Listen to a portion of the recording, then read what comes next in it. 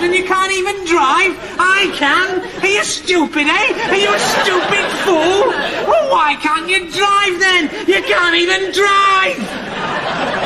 A bit grey today, isn't it? For all you people complaining about how we're late, all I've got to say to you is time. He's waiting in the wings. He speaks of senseless things. His script is you and me. Boy. Time. He flexes like a whore, falls wanking to the floor. His trick is you and me. Boy. Time with quaaludes and red wine, demanding Billy dolls. Oh, it's a bit too early for that. Yes, and if we actually make it to Aladdin Sane today, I'll eat my hat. But welcome to another edition of The Deepest Lore. This stream has been a long time coming, Dee. Partly because I had a crisis of, I don't know what you call it, motivation, enthusiasm. I just wanted to curl up and do anything else but make this stream. But you talked me into it by basically saying that we should just take a much more chilled out, do no prep. Yeah, exactly. And well, kind of this sort of narrative has built up about this topic and about Kubrick as well, that there's going to be some sort of tremendously didactic 8-part Andy Warhol style series. The thing about that Andy Warhol stream, though, I mean, as much as I did put a lot of research into it and structuring it and such, I did it off the cuff. I mean, I have this great belief in, the live stream is meant to be a casual medium of conversation rather than, a kind of a lecture of this style, So, I think that it just had gotten so stodgy and so kind of blocked up with this idea, oh, what are we going to do? How are we going to structure this? And I think it's the right thing to do, just to do it and have a chat about David Bowie. Yeah, and let's face it, given that I was such a Bowie super fan for so many years, I could probably fall over and give some Bowie knowledge to people. So without any prep is what I'm saying. But also I had this idea that I wanted to prep people by making the compilations. I then realized in this day and age, of course, these, the disgusting youth basically need no effort to find anything because they have every album ever recorded at the touch of a button. Indeed. So if you're a subscriber to, Amazon Music or Spotify or anything, all of the Bowie albums will be there anyway. So, yes, although you have to listen to them as albums as opposed to, some playlist compilation, which is exactly one of the things that we'll get into. Just before we get going, I should mention the month is almost over. People should be buying more Triviums. Foundations of Entrepreneurship has been selling well this month. You should be buying more Foundations of Economics to level up your econ knowledge, and Foundations of Politics and all the other things that are on offer. Anything you would like to share, D, before we get going? Nothing in particular. At the moment, I'm looking forward to these streams and don't know how long they'll go on. We may want to intersperse them with other things, depending upon how things roll. So yes. Now I did do one bit of prep for this stream, which was a spreadsheet. In which I here it is, in which I basically, let me just share this so you can see it. I'll be referring to this, but you can find it on Twitter if you want to see it. I basically did a spreadsheet of Bowie's band and who the producer was per album, who the lead guitarist was, who was on rhythm guitar, and who the basic band were. So you can see, as we'll be going along, there are various Bowie mainstays. You know, Tony Visconti, for example, comes on as the producer, and he's basically the producer all the way through, with a few exceptions. Yeah, or Carlos Alomar, you know, big rhythm guitarist when he comes on board. He's basically Ronson, there till the end. Yeah. And Mick Ronson is big in the Ziggy era. So we'll get to, you know, I'll be reusing that to refer to on the side. But just before we start, Dee, I think it's worth mentioning how you got started with Bowie, or how you got into him, because my journey into Bowie is kind of wrapped up with the film The Labyrinth, because I was a child in the 80s. I was really, really into the film The Labyrinth, and I was completely unaware that David Bowie was a world famous rock star. I knew him as Jareth, the King of the Goblins. Wow. And I had a moment, I can't remember how old I was, but they did some like big Bowie retrospective on TV. I think it was like early 90s we're talking. And they issued this kind of like Bowie best of. And it was just kind of like a eureka moment. I was like, oh my gosh, this guy is a huge star, and Labyrinth is actually like considered an embarrassment in his career. It's an embarrassment. I believe that was Changes Bowie, probably, given the date, that big sort of Bowie retrospective compilation thing. I think it was called Changes Bowie. Maybe right. that sounds about right. Yeah, maybe that came earlier, but yeah. Well, so the thing is, of course, I never saw Labyrinth as a child. I saw almost nothing. I was, as I said before, I was not encouraged to interface with popular culture. So, I mean, I saw a few of the kind of standard 80s films, in spite of the wishes of powers that be in my life at that time. But no, I never saw Labyrinth until like probably the mid 1990s, and certainly I knew that Bowie before then. I mean, I was aware of him as a child. You know, he would come up here or there. But of course, the Bowie that I have great cognizance of was the kind of Bowie that I don't really like, the whole period that I don't like. Really starting with Let's Dance, you know, Tonight, you know, Serious Moonlight, all of that, which I have no interest in at all. But that was the stuff that was current when I was old enough to be aware of such things. So, but I first became, you know, interested in him, I would say, in the very early 1990s, as a kind of mid-teenager. For one reason or the other, it was always slightly there was an air of, oh, what's the word? There was an air of sort of forbidden fruits, so to speak, about him. You know, there was something that I knew that I shouldn't be listening to this, and I shouldn't pay attention to this naughty man. I've also just remembered that 9 years ago, possibly even 10 years ago, I wrote a guide to Bowie's albums, similar to the guide I wrote to Dylan's albums and my Wu-Tang guide. Would you like to hear the introduction, because it has some peak cringe in it? Well, strangely enough, I believe I've already read this, but yes, go ahead.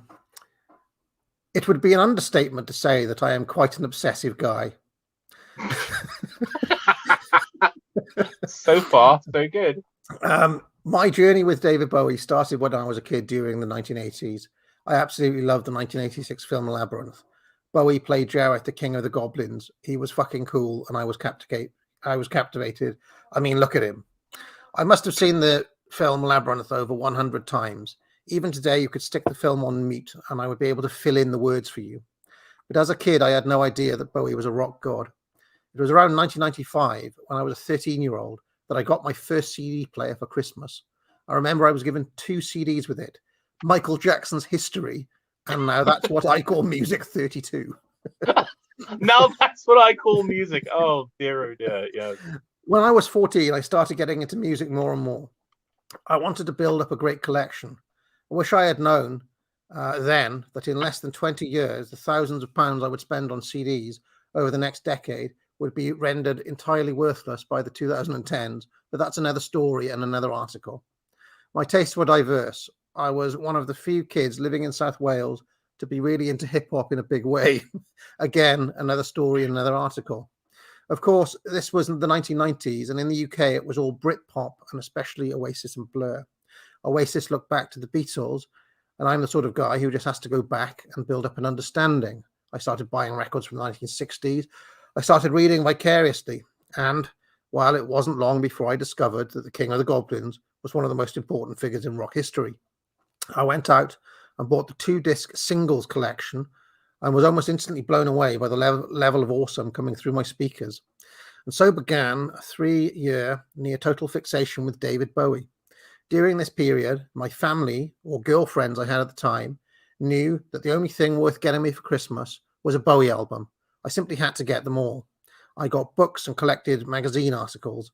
By the time I was 16, I already thought I was a great Bowie expert. In 1996, he won an outstanding contribution to British Music Awards at the Brits and came out nonchalantly wearing a pair of stiletto heels and rocking yet another new look for him. And my fandom was probably nearing its peak. Do you remember that, Dee, when he came out wearing those stilettos at the Brits? I don't. No, I don't. Yeah, this was basically the launch of his Earthling look, where he had the kind of Union Jack jacket, and the earring and the kind of flat top, almost like punk haircut that he had at that time. Then around the time of my 18th birthday, I discovered Bob Dylan, and a new, even stronger obsession was born. It sounds strange to say it, but Dylan essentially supplanted Bowie as the man in my life. Oh, fucking ridiculous thing to say. Robert Zimmerman, a voice like sand and glue. Yeah. The interest in Bowie never entirely went away, though. And as I kept listening to the old albums and finding new, and I keep on finding new ways to appreciate them as I get older. Anyway, so that is I thought worth reading. And then basically this guide goes through every single album and gives a star rating. So one of the things we can do, I've got this book called The Complete David Bowie by Nicholas Pegg. And if you ever get into what they call the world of Bowie files, you will learn that there are 2 main kind of Bowie experts who write lots of books about him. Basically Bowie scholars, if you want to put it that way. One of them is Nicholas Pegg, and the other one is called, I believe his name is David Buckley. But I cannot find my David Buckley complete guide. I can only find the Pegg one. But luckily, Pegg constantly quotes Buckley in the book, so you will get both of those perspectives. And I thought maybe the best way of going about this, Dee, is we could, you've got this set of pictures that you've picked out. Yes. And I thought that we could go through the pictures and then talk about each of the albums in turn. I can read out some things from this book. I can read what I wrote 10 years ago, and then we can basically say what we make of these albums now. How does that sound? Sounds okay. So this is obviously a picture of a young Bowie here. Can you see that? Yeah. No, I will say, just as we start with this Bowie, he has a sort of early history that many of the people that I sort of pop culture figures that I like also share, which is the slightly fey, slightly ineffectual, clumsy art school, kind of person, kind of reject person.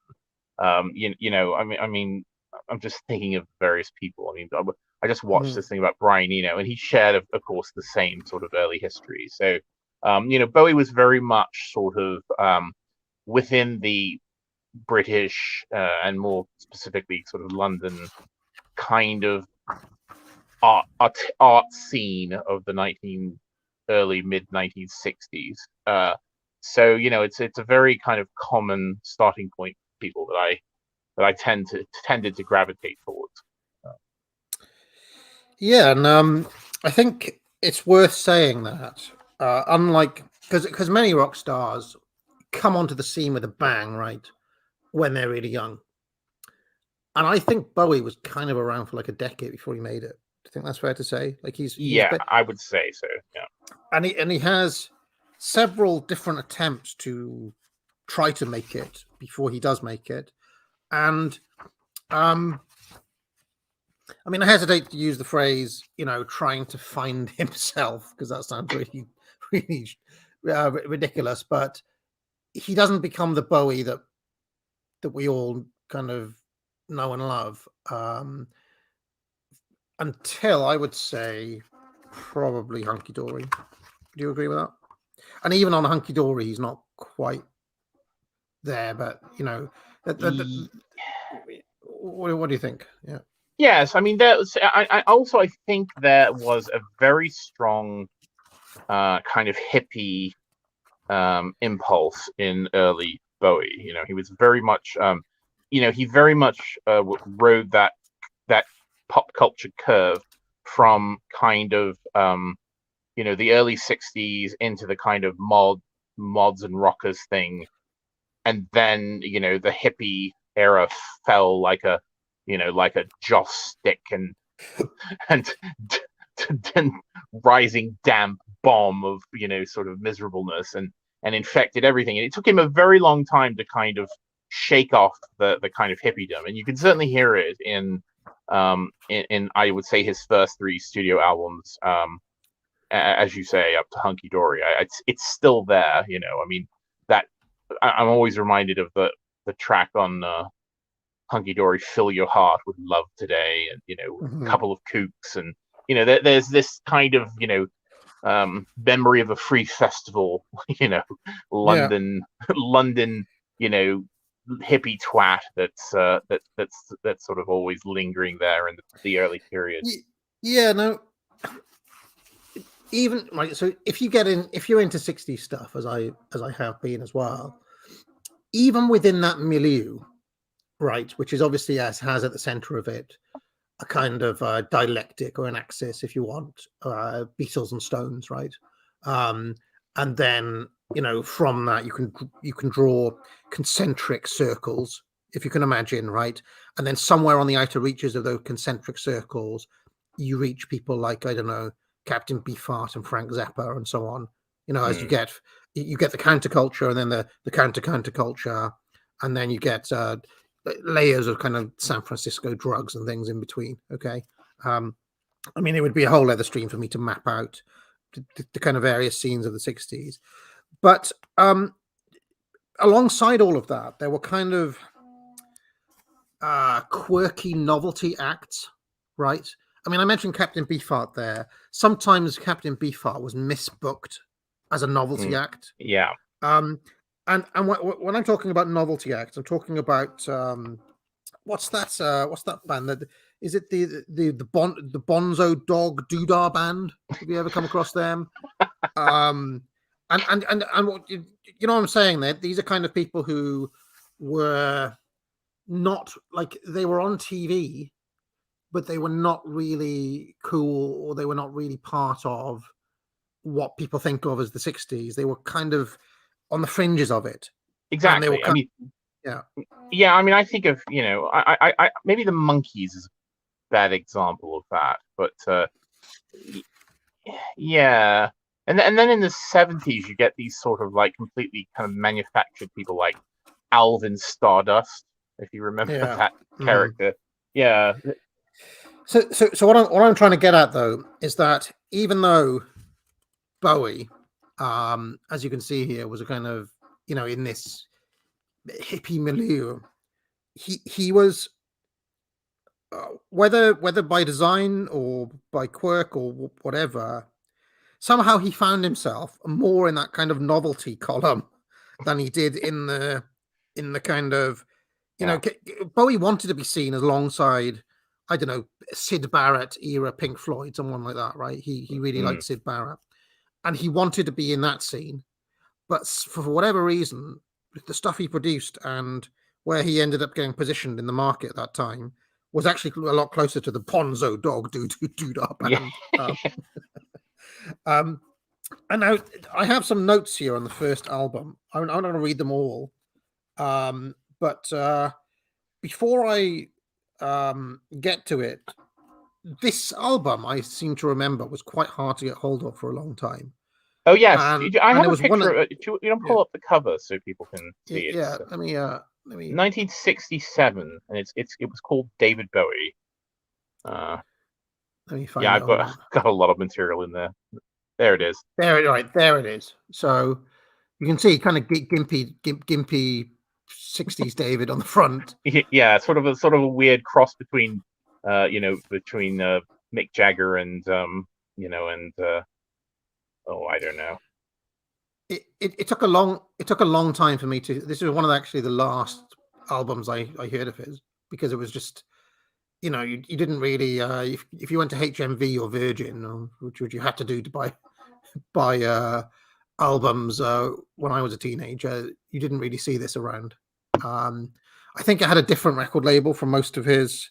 It was brought out by DRAM, and this is typically known as Bowie's DRAM era. But when was the first time you listened to this, and have you ever actually got through it all? I could probably count on like one hand how many times I've listened to this record straight through. I didn't get this until much later on, and I only found it in vinyl by finding an old vinyl copy of it, because it was not. I certainly don't remember it being released on compact disc, So yeah, it was. This was something that I obtained with hope, and as soon as I listened to it, I realized it was just a curiosity, and I put it aside. So I even now, the Spotify generation, if you want, or the even the kids today will have trouble finding this because it's just called David Bowie. So if you type in David Bowie into Spotify or Amazon Music or whatever, you'll be hard pressed to actually find this album. Well, and especially, of course, because his second album is also called David Bowie. Exactly. You can find that one fairly easily. So that one's easy to find. If you want to find this in those various search engines, you'll need to put in something like David Bowie DRAM or David Bowie 1967, and it may bring up this. Now, do you want to hear what I wrote about it 10 years ago? I said, it's a very short thing. Largely inconsequential collection of curios. Bowie was signed to DRAM, and at this stage of his career considered a little more than a quirky novelty act. The largely well-known gimmicky single, The Laughing Gnome, isn't even on here. No, it's not even on there. The only song worth tracking down is Uncle Arthur. It's a sort of anthem for grown-up comic nerds everywhere. With its great chorus, Uncle Arthur likes his mommy. Uncle Arthur still reads comics. Uncle Arthur follows Batman. Love You Till Tuesday was the lead single. There's a short film of that name featuring a very young Bowie of this era that is worth a watch. In fact, there are a number of quirky little videos from around this time where he's wearing like a kind of straw, like a boater, and is in kind of almost like an ice cream seller's uniform, or like I don't know what you'd call that. It's the sort of outfit that you'd see on Brighton Beach. Yes, I have. Do you want to hear some notes, or I have some flair from this book, if you like it. Yeah. So, he had a band at this time called The Buzz, which featured Dec Fernley, Derek Boys, John Eager. It was It was recorded at R.G. Jones Studios in Surrey in October. There are 2 unknown session musicians on the album as well. And I'm just trying to find the relevant part about this character, Kenneth Pitt. Yeah, so Bowie at this time had a manager called Kenneth Pitt, who had some odd ideas, let's just say, about where to position him and how to break him onto the scene. If you listen to this album, it owes a lot to Anthony Newley. If you're familiar with any of his songs at all, he was a kind of late 60s or even mid or early 60s kind of crooner style singer, but a lot of his songs are quite theatrical. Yeah. And they owe something to music hall or Americans would call vaudeville. And he also sung with a thick kind of Mockney accent, kind of which is something that Bowie copies on this album. He's trying to be Anthony Newley on this album. Would you agree with that? And one of the features, I would say, of early Bowie is that he did this quite a lot. He basically had a hero, in this case Anthony Newley, and then he would try to do his version of that, which is something that a lot of young writers do actually do. They try to emulate before they can kind of come up with their own authentic voice or stamp, if you want. And very much, I think you can see Bowie doing that on his early albums here.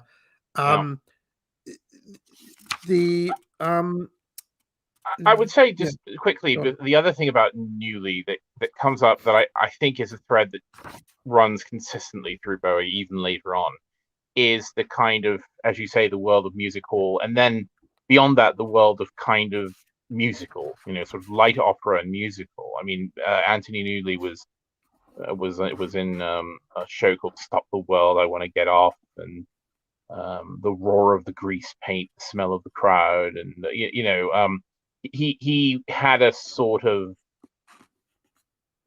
theater singing career as well, and I think that's something that weaves in and out of Bowie. I mean, Bowie was, even sort of doing his own kind of quasi musicals as well, like even into like Diamond Dogs and all of that. So I do think that the kind of world of musical theater, even beyond Newley specifically, is something that always appealed to Bowie. I mean, but Bowie also, one thing I should bring up is a lot.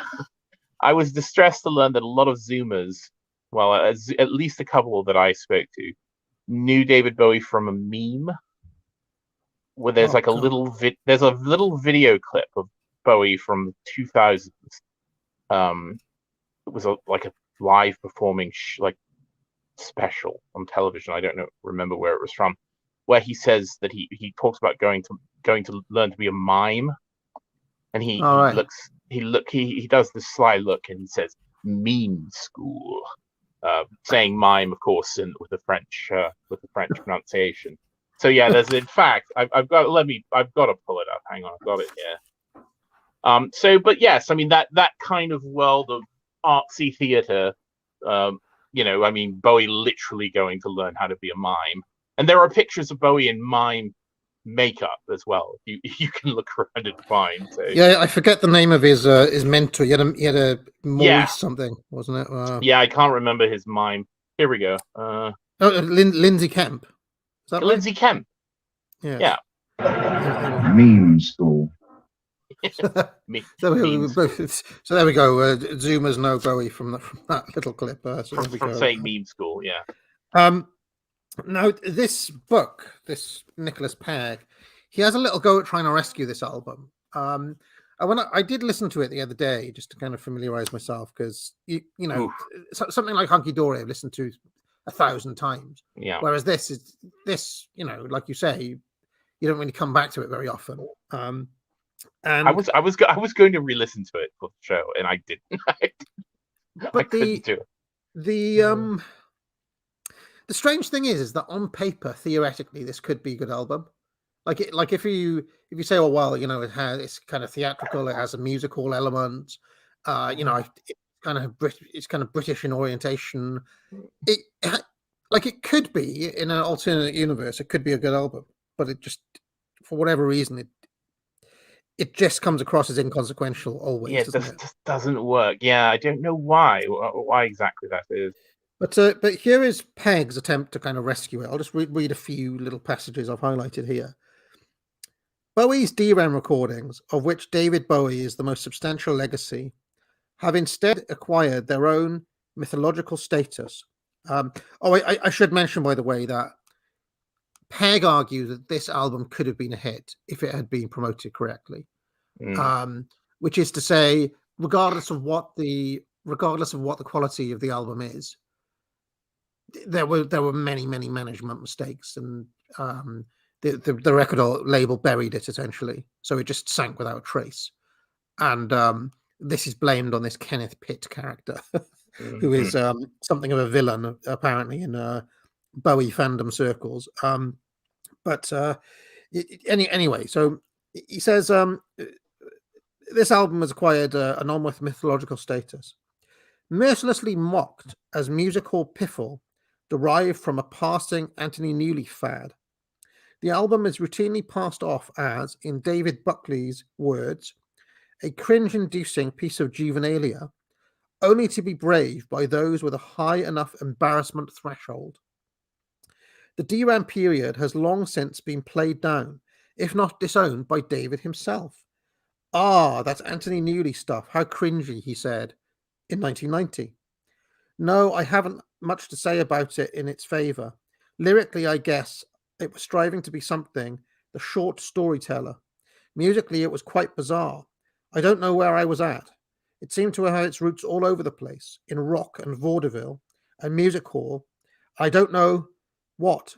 I didn't know if I wanted to be Max Miller or Elvis Presley, which weirdly is quite an accurate description of what is actually on this album when you listen to it. But then Peg tries to kind of rescue it. He says, whatever we find in its 14 tracks, it seems a pity that David Bowie is only ever considered in terms of what we can extrapolate from it, what light it may or may not shed on the important stuff, picking through the peppercorns of my manure pile, as Bowie put it in 1999, looking for something that might indicate I had a future. Thankfully, it does seem that pop musicologists are at last beginning to regard David Bowie not just as a quirky set of embryonic twitterings, but as an album that's actually worth considering in its own right. Nearly 20 years after the sessions, Dec Fernley told Gilman's that the album was the most satisfying thing I have done in my life. And while Bowie is unlikely to join him in that sentiment, there is absolutely nothing here for him to be embarrassed about. David Bowie justifiably resides in the shadow of his later work, but those with open ears and open minds know it as a sweet, clever album that has borne nearly 4 decades of derision with consummate dignity. Oh, yeah, that's a bit much. I mean, it's just like any sort of. I mean, there's something we apply to writers and poets. It's juvenilia. I mean, it just comes across as, as you say. I mean, obviously that, I think it's true there were management errors, and various other things out of his control.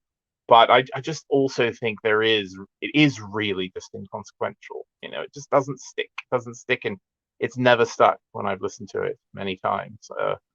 So I don't know. That does sound a bit revisionist, but he was 20, by the way, when this album was released. He was born in 1947, and this was released in 1967, which means he was 20, as pictured here. So, I mean, in rock terms, you could say that's quite late going to be still producing juvenilia at the age of 20. But I think he was a slow starter. So the next album is what has become known as Space Oddity. It was also called David Bowie. Let's go back to find some pictures from this era, because he really does become much more hippie-ish now in his look around this sort of time. Yeah, that time. There you go. This is space. This is space Oddity era, right? Yeah. And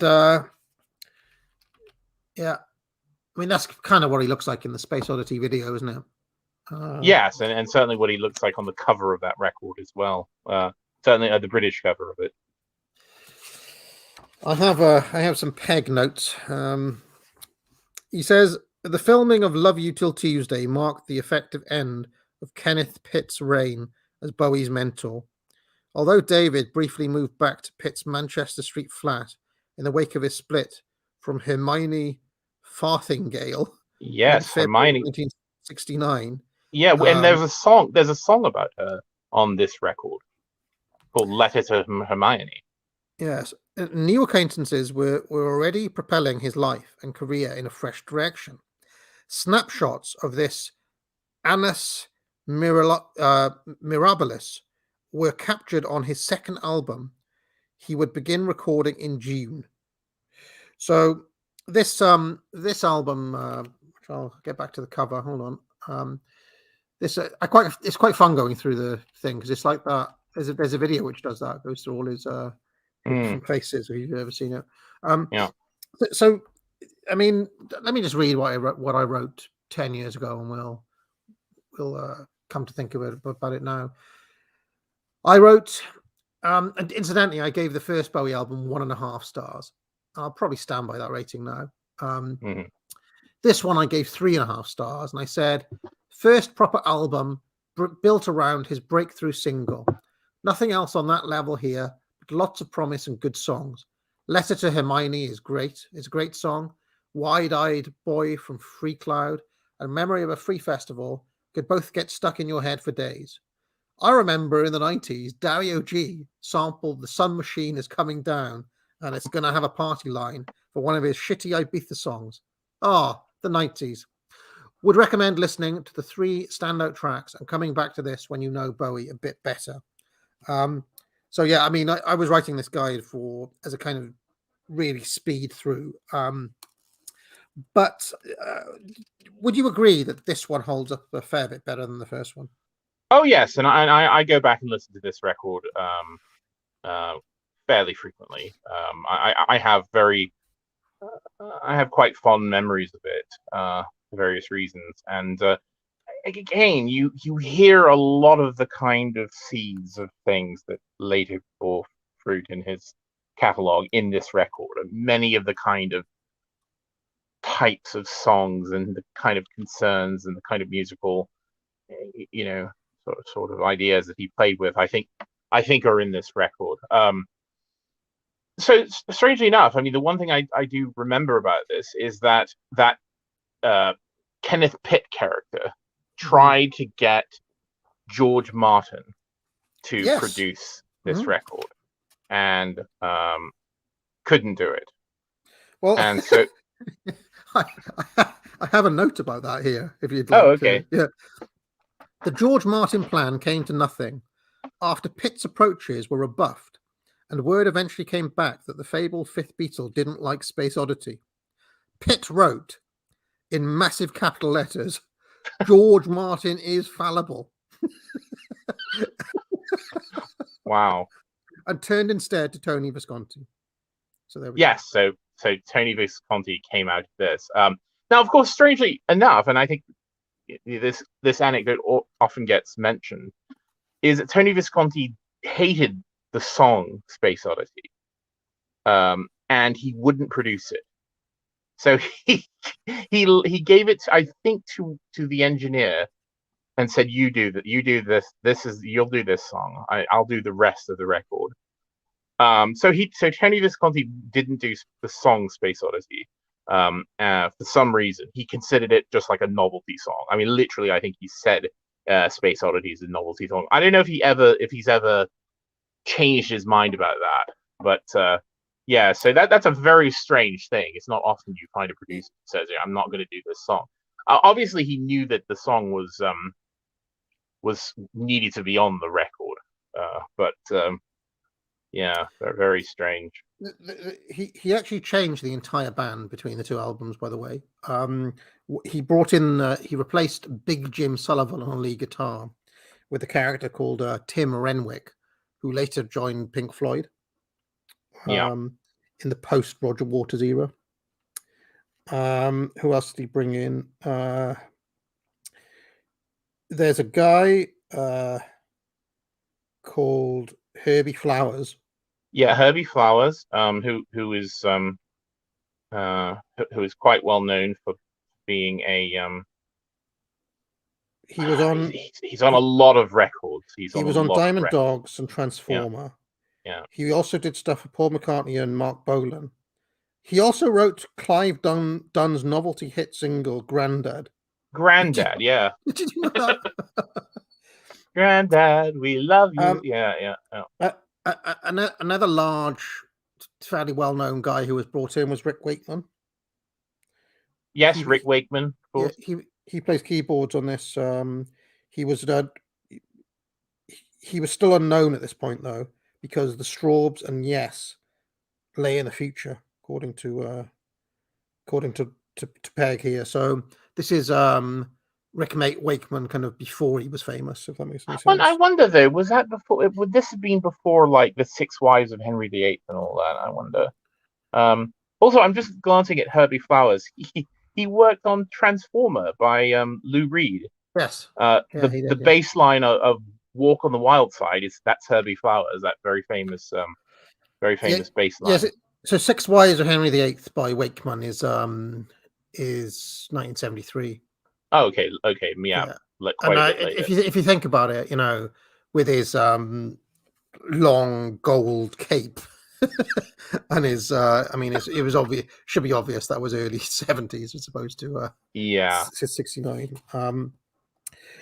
So what other notes does he have about this? There's quite a bit on. Visconti is quite critical of his own production on this album.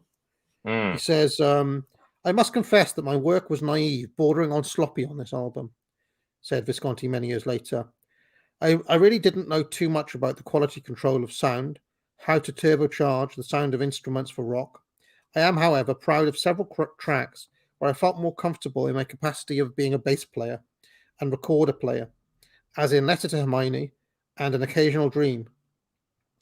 One of Visconti's personal triumphs was the lavish 50-piece orchestral arrangement of Wild-Eyed Boy from Free Cloud. So now I'm going to be very controversial and say that I don't like that version of Wild-Eyed Boy from Free Cloud. I like there's a very stripped down version which you can get on. It's on several later releases as a bonus track of Wild-Eyed Boy from Free Cloud being played with. I'm trying to remember what instruments are playing. It's very sparse, but I think it works a lot better. I think the one on the record is a bit overblown. Do you think they were trying to do a George Martin like with a? I almost feel like it sounds like it's one of those things like that it's just like the Beatles used orchestral arrangements and it has that over complexity that when it works, but when it doesn't, it really doesn't. And I just think it's really overdone. Now this Kenneth Pitt character, basically, so he's still around for this album, as we've been talking about. Oh, by the way, it's an accordion. It's a concertina that's playing in the version of Free Festival that I like. So. Yeah. This Kenneth Pitt character,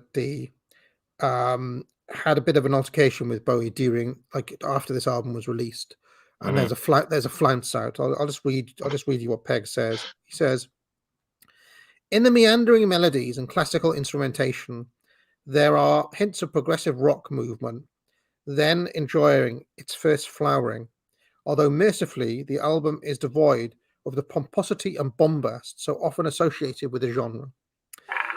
But without doubt, the overriding influence is Bob Dylan, echoes of whose early work ring throughout the album's environment of acoustic guitars, harmonica solos, and folksy protest lyrics. Disc and Music Echoes Penny Valentine reported that David himself had claimed he sings like Dylan would have done if he had been born in England, revealing much about Bowie's perception of himself in pop's stylistic marketplace at the time of the album's release. For his part, Kenneth Pitt disliked David's latest affectation, observing later that having finally rid himself of the newly influence, it would be a serious blow if he now faced the charge of being the new Dylan. When Pitt attempted to broach the subject after hearing the album, David apparently burst into tears and left the room. Another wedge had been driven between the artist and the manager. So this leads to quite a significant breakup, because this De Vries character comes into the picture, who would be quite influential later on. I think it's the Main Man Management Company, I seem to recall. So that happens. Also, there's a lot of stuff about the title of the album, because it came out as David Bowie. It says, while the original UK release was called David Bowie, the American version, which featured slightly different sleeve artwork, was retitled Man of Words, Man of Music. In 1972, as part of RCA's repackaging of Bowie in the wake of Ziggy Stardust, the album was re-released as Space Oddity, the title by which it has become known since. In Spain, RCA called it Odisea Especial, Space Odyssey. The version featured new front and rear sleeve photography shot at Haddon Hall in 1972 by Mick Rock, and boasted some breathtakingly pretentious sleeve notes, erroneously claiming that the title track was recorded in 1968, before going on to explain that the album was now then and is still now personal and universal, perhaps galactic, microcosmic, and macrocosmic. God's sake. So if you bought this in 1973, you would have been faced with liner notes like that. So there we go. Nightmarish. Do you think that bit about this being a Dylan homage? I don't hear Dylan very much at all in this record. No. I mean, I think that Bowie is far too affected and theatrical, and conscious in a strange way, to warrant these comparisons with Dylan, who in my mind is all kind of raw energy and kind of is much less thinking about the, how can I put it, like, like that album, Another Side of Bob Dylan, was just recorded in like 2 hours or something, and then he didn't think about it again. I just can't imagine Bowie doing something like that, to being carefree enough, because he's always thinking about what's happening. And this is something that we'll get into, is that despite being a Bowie mega fan, I would say that he was always an intellectual artist and not a intuitive artist in the way that Dylan is.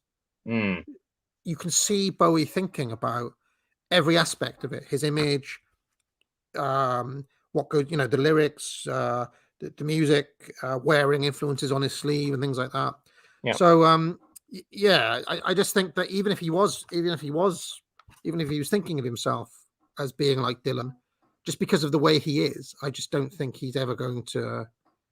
It's never going to come out that way. No, and I mean, one thing that you hear on this record that becomes consistent with all of Bowie's work is that he's very much using the studio as a significant part of the kind of shape of the music. I mean, there's a lot of studio work. There's a lot of kind of effects and processing and attention to microphone placements and and pairing different types of sounds, and you don't get that at all in Dylan, like at all. You always get the sense that Dylan could just as easily sit down and perform those songs, in a chair, just with and in fact, if you go back to the Bowie Deepest Laws I did, Dylan really found himself again when he literally went down to his own bedroom and recorded. I think he recorded "World Gone Wrong" and "Good as I've Been to You" just on like a cassette tape, and sent the cassette tape to the That is the essence of Dylan. Yeah. No studio trickery, just like literally hold a microphone up to him playing the guitar, and that's it. Whereas I do see Bowie as somebody who's going to use the full range of tools available to him, if you want to put it that way. Somebody who's actually into music technology in a way that Dylan just has never been. Like, I mean, like, listen to Wild Eyed Boy from Free Cloud, for instance, is, I think I was mixing that up with Memory Free Festival earlier.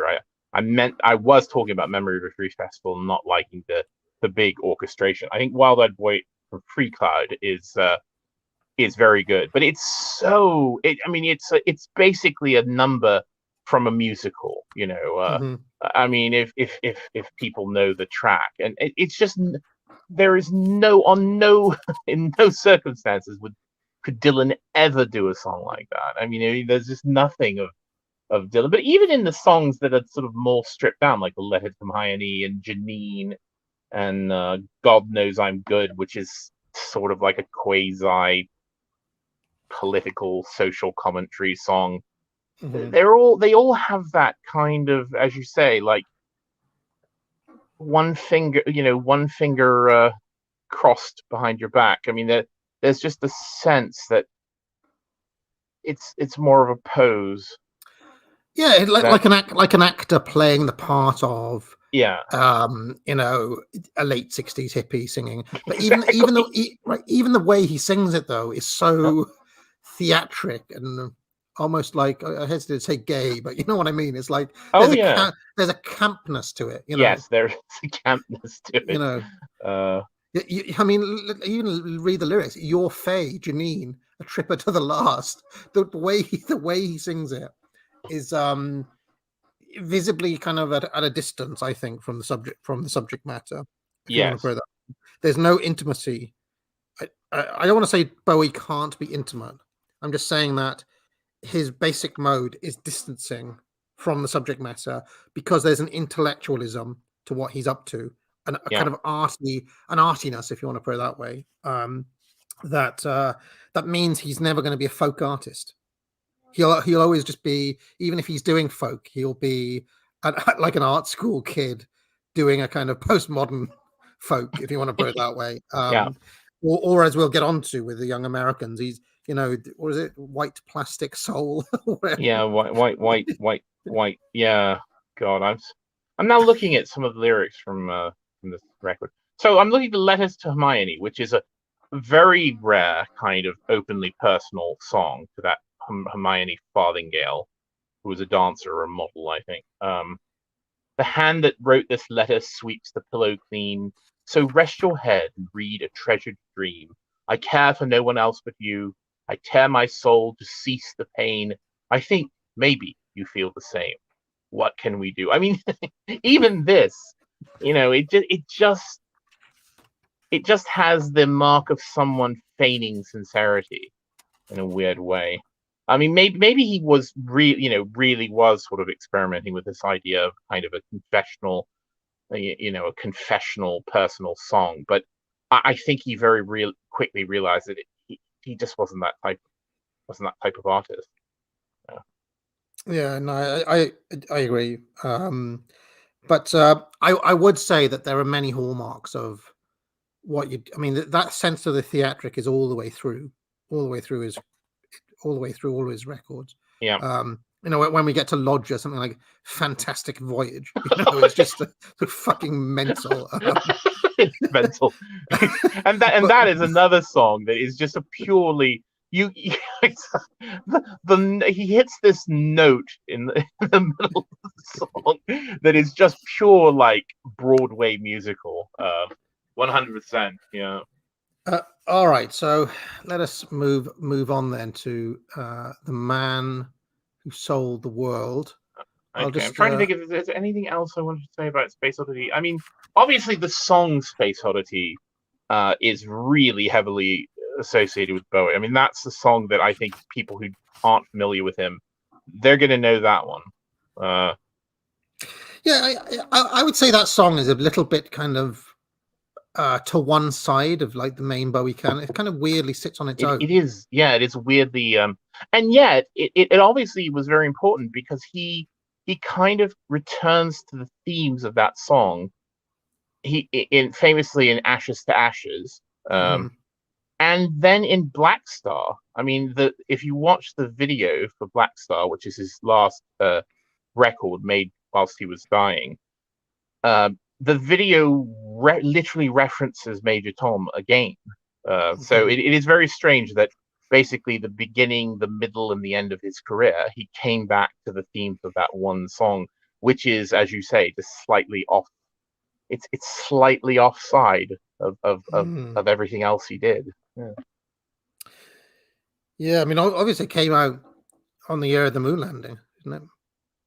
Yeah, So... 60. Yeah, absolutely 69. And of course, on the heels of 2001: A Space Odyssey, which he's obviously playing with in the title. This image of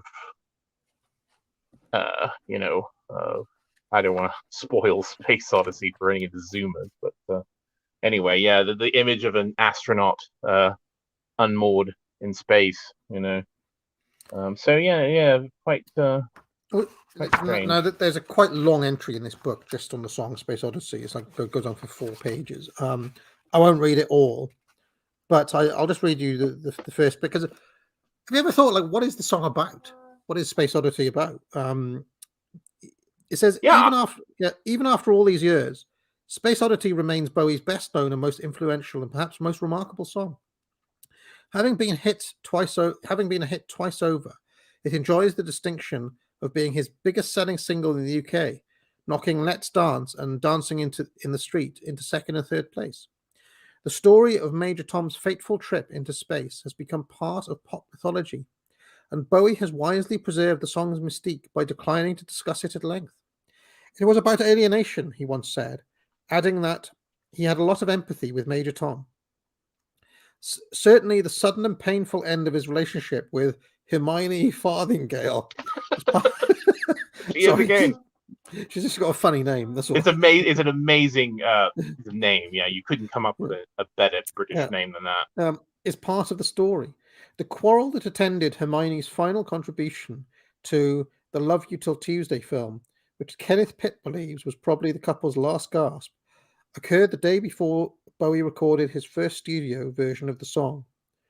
The melancholic subtext, "Planet Earth is blue, and there's nothing I can do," and the submission to a preordained fate, "I think my spaceship knows which way to go," bolster the sense of Space Oddity as a song of withdrawal and resignation. The tantalizing uncertainty about whether Major Tom's fate is of his own making, is his circuit really dead, or is he simply ignoring ground control's pleas at the end, add a further dimension to an almost Hamlet-like meditation on the consequences of inaction.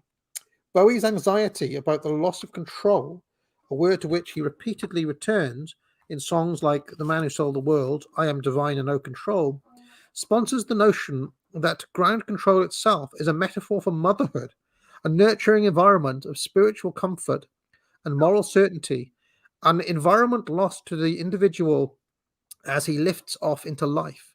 Some have found a drug fixated subtext in Major Tom's trip, suggesting that the count-off, lift-off, and floating in a most peculiar way reflect the process of injecting heroin and waiting for a hit. David later claimed to have had a silly flirtation with smack in 1968, but it was only for the mystery and enigma of trying it.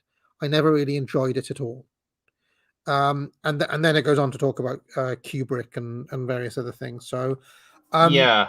What do you think of that interpretation of the song? It's kind of interesting. I don't know. I mean, I certainly get this idea of alienation, because I mean, I think that very clearly this idea of kind of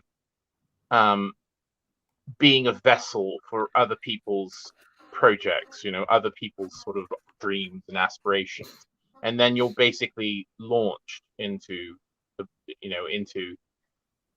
into the bright blue sky, and then you sort of make this choice whether to sever the connection and float on your own, perhaps to oblivion, or whether you keep with the mission, and in a way, I do think that is certainly the concern of a young man facing a kind of uncertain career. Yeah. I also wonder, like, if you look at it conceptually, 1969, the moon landing.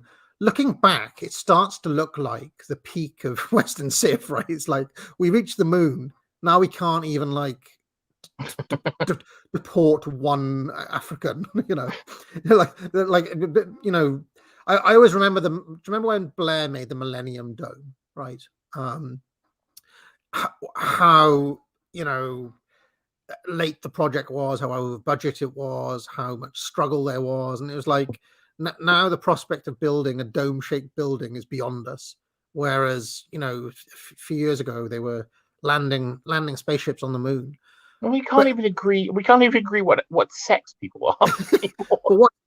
But what's interesting is that the tone of Space Oddity is melancholic. It's like you've got to remember the rest of 1969 was kind of in this celebratory mode of having reached the moon, whereas this is kind of like a somber, so kind of a sad record, if you want to put it that way. It's not like celebrating the fact there's a man on the moon. It's almost like lamenting the loss of something. So I find that's something I've never really thought about until we're talking about it right now. So, and if you want to make obviously the Kubrick connection is that, of course, in 2001 A Space Odyssey, the ship had, and of course HAL 9000, the computer that controls the ship, it knows which way to go, and it's going somewhere that it's not telling the people involved.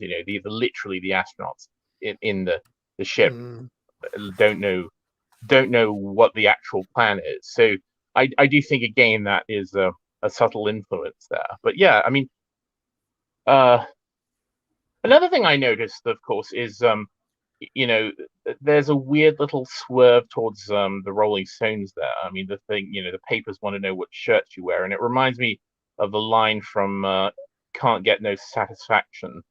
The man comes on and tells me how white my shirts can be, but he can't be a man because he doesn't smoke the same cigarettes as me. It's a strange little connection there. I don't know if that was intentional or not. But, there is a quotation of Bowie on Space Odyssey. Sorry. He says, Christopher Sanford's biography says that 2001 had a seismic impact on Bowie at the time of its release. Bowie says, "It was the sense of isolation that I related to. I was out of my gourd anyway. I was very stoned when I went to see it several times, and it was really a revelation to me. It got the song flowing." So that's really the state of mind he was in when he wrote it, coming back after having seen that film stoned, basically. So which is, of course, the state that many young people saw that film in when it came out. So all right. Yes. All right. Anything else on this album? People are telling us to talk about the Signet Committee. The Signet Committee. I quite like that song because, of course, I also have a great fondness for progressive rock of this period, British progressive rock of this period, and so that song has all the hallmarks of the type of kind of elliptical, slightly pretentious lyrics that that a lot of other songs in that genre had. So I'm just looking over it now. Oh boy, yeah. Oh, there's so much in there. I ravaged at my finance just for those whose claims were steeped in peace, tranquility, those who said a new world, new ways, ever free, those whose promises stretched in hope and grace for me. We had a friend, a talking man, who spoke of many powers he had, not the best of men, but ours. We used him. We let him use his powers. We let him fill our needs. Now we are strong. It does have also this strange sort of, I'm thinking of a song from The Man Who Sold the World, which is the next record, and Mhm. this kind of will to power thing that comes up many times, certainly reaching a kind of peak in Station to Station. But Peg describes it as a savage exploration of the dangerous and tormented relationship between fashion, charisma, celebrity, messianism, and extremist politics, which would later infuse many of Bowie's most famous works. yeah, and I think that again it's a bit ham-handed as such things go, and I think he did it better later on with the Bowie brothers and things like that. But Bowie said in 1969 that it was the best song on the album, and he wanted it to be the lead single. They say it's right. He says they say it's too long, 9.5 minutes, as opposed to the usual 3. But that's a song in which I had something I wanted to say. It's me looking at the hippie movement, saying how it started off so well, but went wrong when the hippies just became like everyone else, materialistic and selfish. So there we go.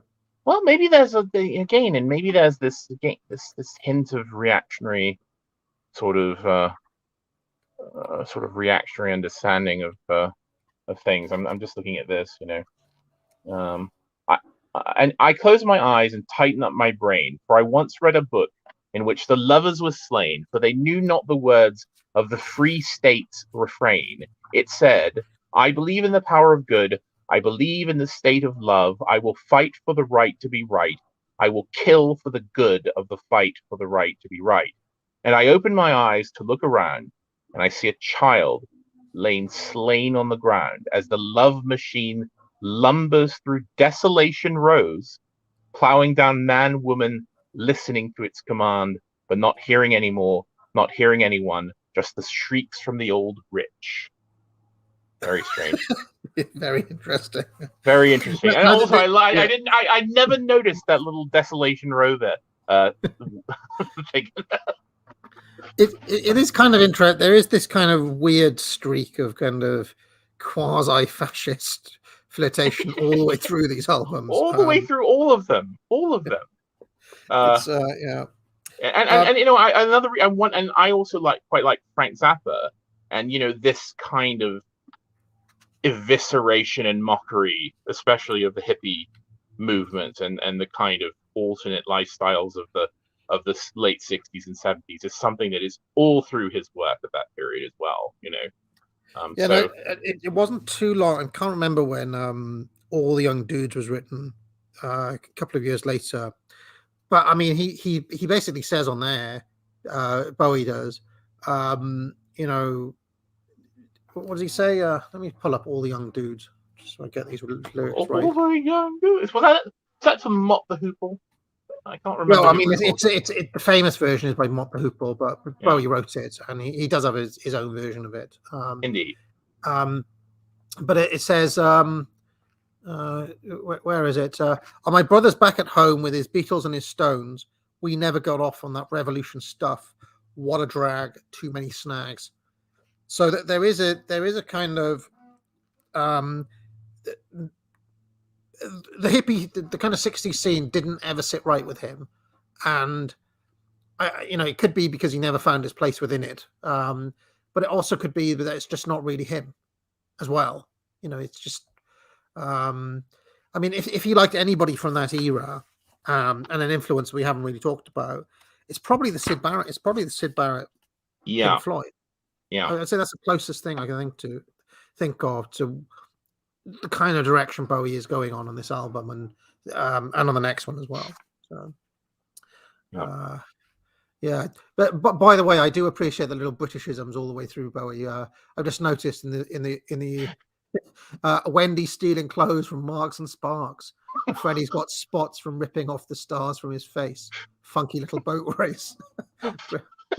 Just good lyrics. Yeah. All right. Shall we get on to Man Who Sold the World then, finally? Yes, Man Who Sold the World, which, I think that the transition from this record to Man Who Sold the World is also something that, that we really sort of come to see in Bowie so much. I mean, to me, it's a huge change in sort of tone and yeah, I've got it there. I've got both. I've got the ridiculous. This ridiculous album cover, the the cartoon, yeah, the cartoon, and then this much more famous one of Bowie in a man's dress, apparently. In a man dressed by Mr. Fish, who was a famous maker of man dresses on the on I believe on Carnaby Street. Mick Jagger famously also wore a Mr. Fish creation at that famous concert in was it Hyde Park they were in? Yes, now being popularized by Brad Pitt. You saw that the other day. Oh God! You saw Brad Pitt in that.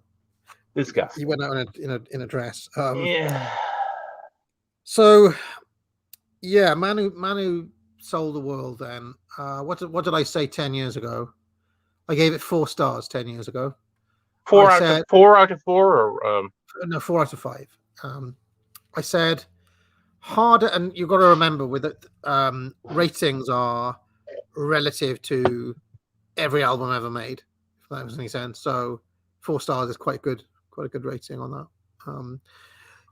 So I just wrote harder edge than much of his later work, with more of a proto metal sound, a la early Sabbath. But the pieces are. Can I just say, by the way, reading this, I hate, and I've always hated, music writing. Yeah, and I even hate myself. You even hate your own music. From 10 years, like what a wanker sentence. Proto metal sound, a la early. So just fuck off. Yeah, pop music writing is one of the worst genres. It's worse than macrame, you know. Oh, it's just the worst. You know, I give my younger self a slap for writing that sentence. He says, but the pieces are in place here. Ronson on guitar, Tony Visconti producing, really good album. The Superman establishes the hedonistic Nietzschean obsession in his work that will endure for much of the decade. You may know the title track from the Nirvana cover. Whole album is good from start to finish, with shades of that's another twatty shades of Hendrix and Led Zeppelin here and there. Arguably, he'd never sound as hard or as rootsy as this again.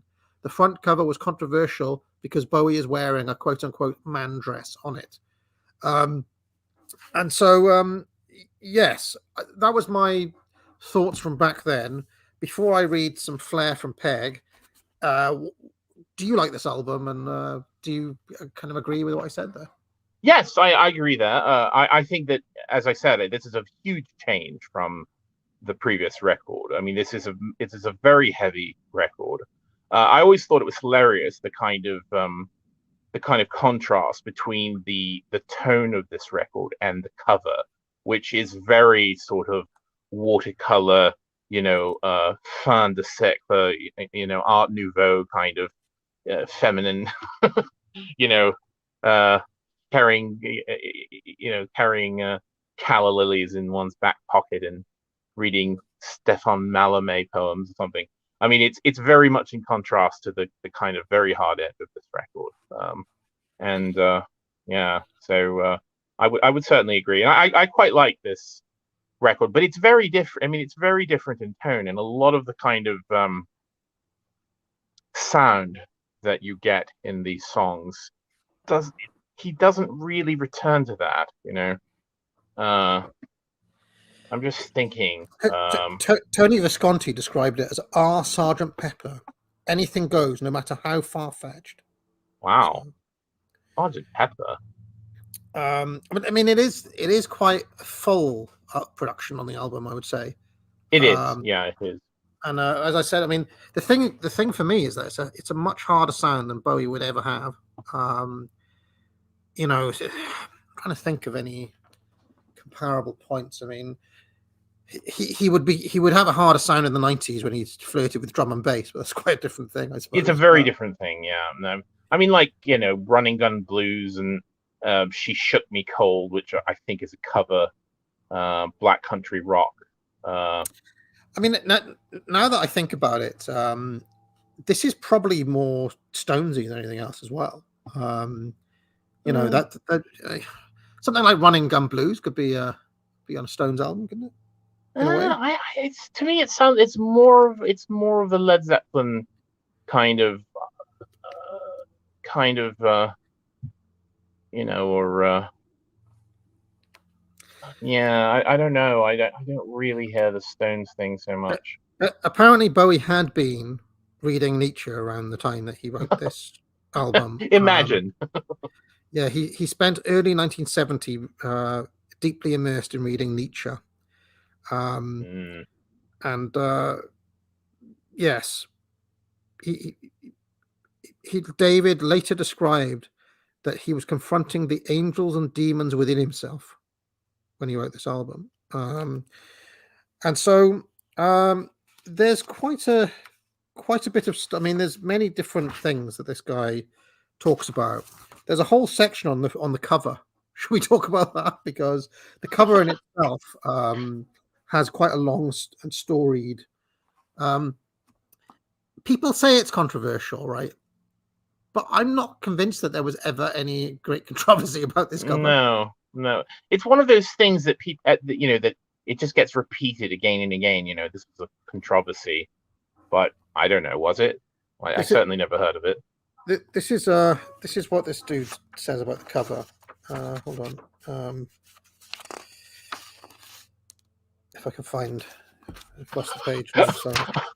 Well, I was just I'm going through the lyrics whilst you're looking for that. I just realized that the song "Savior Machine," which what I referenced when we talked about Signet Committee, as being a very similar kind of song, but it starts: President Joe once had a dream. The world held his hand, gave their pledge, so he told them his scheme for a savior machine. President Joe. I never thought about that before. I wonder who he's referring to there. Oh dear, oh dear. Okay. Even those with a little stomach for prurient theorizing tend to agree that this album covers what, by Bowie standards, is highly intimate territory. Although the lyrics are less straightforwardly autobiographical than those on the Space Oddity album, there is an unsettling darkness about the material, which appears to proceed from the darkening of David's personal world over the previous year.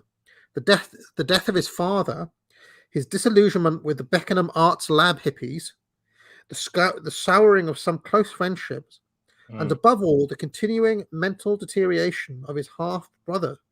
The deterioration of his half-brother's mental health are manifested on the man who sold the world. Now, we should mention that Bowie had a brother or a half-brother who, by all accounts, had mental health issues, and, you know, in some older books, you'll just hear him described as like mad or insane or whatever. And madness is a constant theme on Bowie's albums. Indeed. Right up through Scary Monsters at the very least. There, or even right into the 90s. There's a song called "Jump They Say," which is about the prospect of committing suicide, which is also apparently about his brother. So a lot of these kind of songs that deal with dealing with mental demons are wrapped up with this kind of brother that he has, and it's kind of a haunting influence over the albums, I would say. Well, there's a song that, sorry.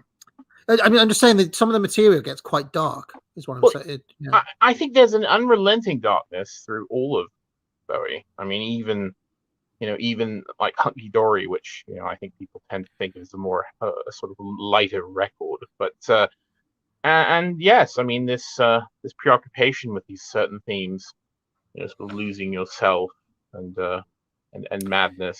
Well, there's a song on this record called "All the Madmen," which I always remember. A day after day, they send my friends away to mansions cold and grey. Yeah. Oh, yeah. Really, really quite hot. Like, if you ever listen to that on your own with a pair of good earphones, it's quite scary. I would I think he talks about it in here, but I'll get to that in a second. But there's a quote. There's a quote from Bowie from 1999 here. He says, "I'd been seeing quite a bit of my half brother during the period, and I think a lot of it, obviously, had been working on me. I think his shadow is on quite a lot of the material in a way. Knowing about the fragility of mental stability in my family generally, on my mother's side particularly, I think I was going through an awful lot of concern about about exactly what my mental condition was and where it has led." So he's actually worrying about his own mental health, Yeah. which will also be a Oh kind yes. of theme. I mean, as we know, I mean, he spent a great part of the 70s plunged into a very, very dark place of his own.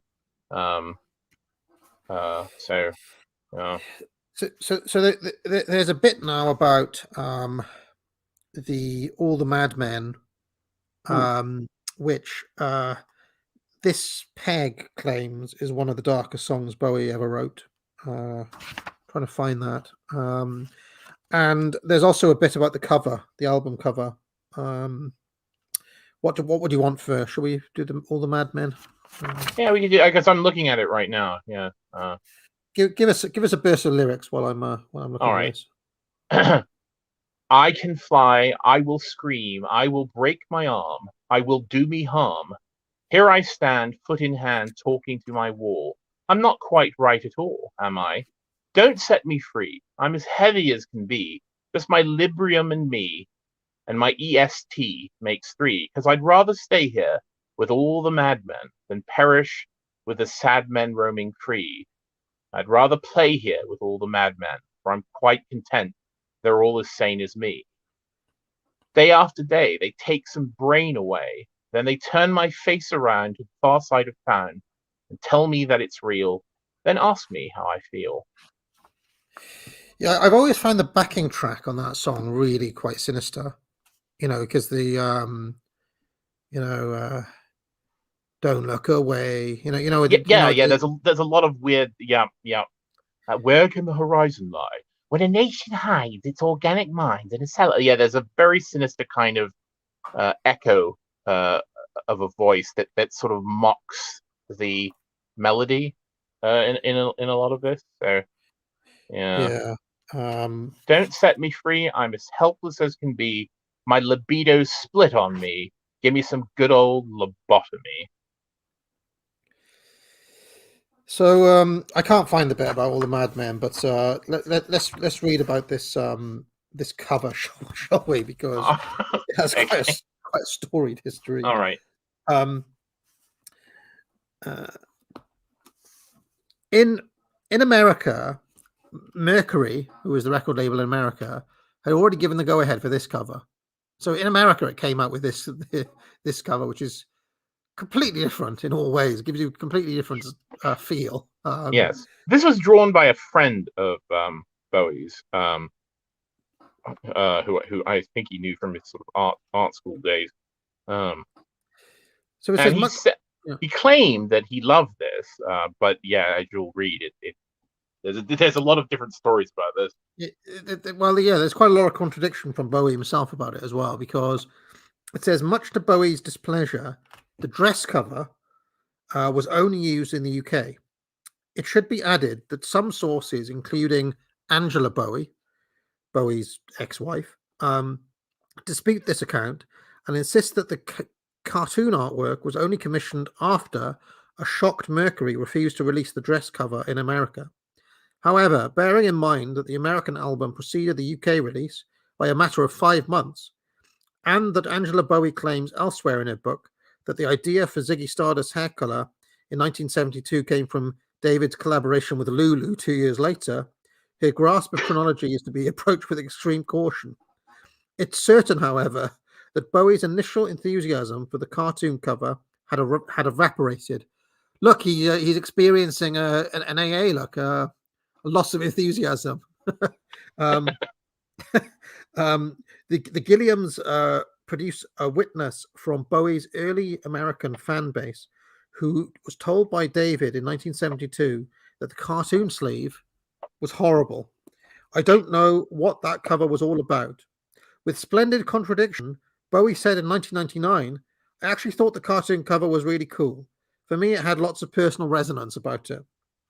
When RCA reissued The Man Who Sold the World in 1972, and I need to change the picture here to show you what we're talking about. Yeah. Hold on a minute. By the way, I think that cover is dreadful. It's a terrible cover for this record. I mean, it might be an interesting image, but it is not the cover for this record.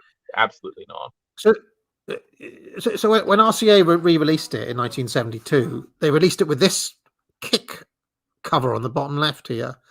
Yeah. Yes, a black and white shot with David performing a high kick in his early Ziggy gear. Like the same year's reissue of Space Oddity, the RCA version came with a set of breathlessly polysyllabic sleeve notes informing the listener that Bowie's music was, quote, neither metaphor nor analog. Phantasmagoria is its reality. The preternatural, its unsettling truth.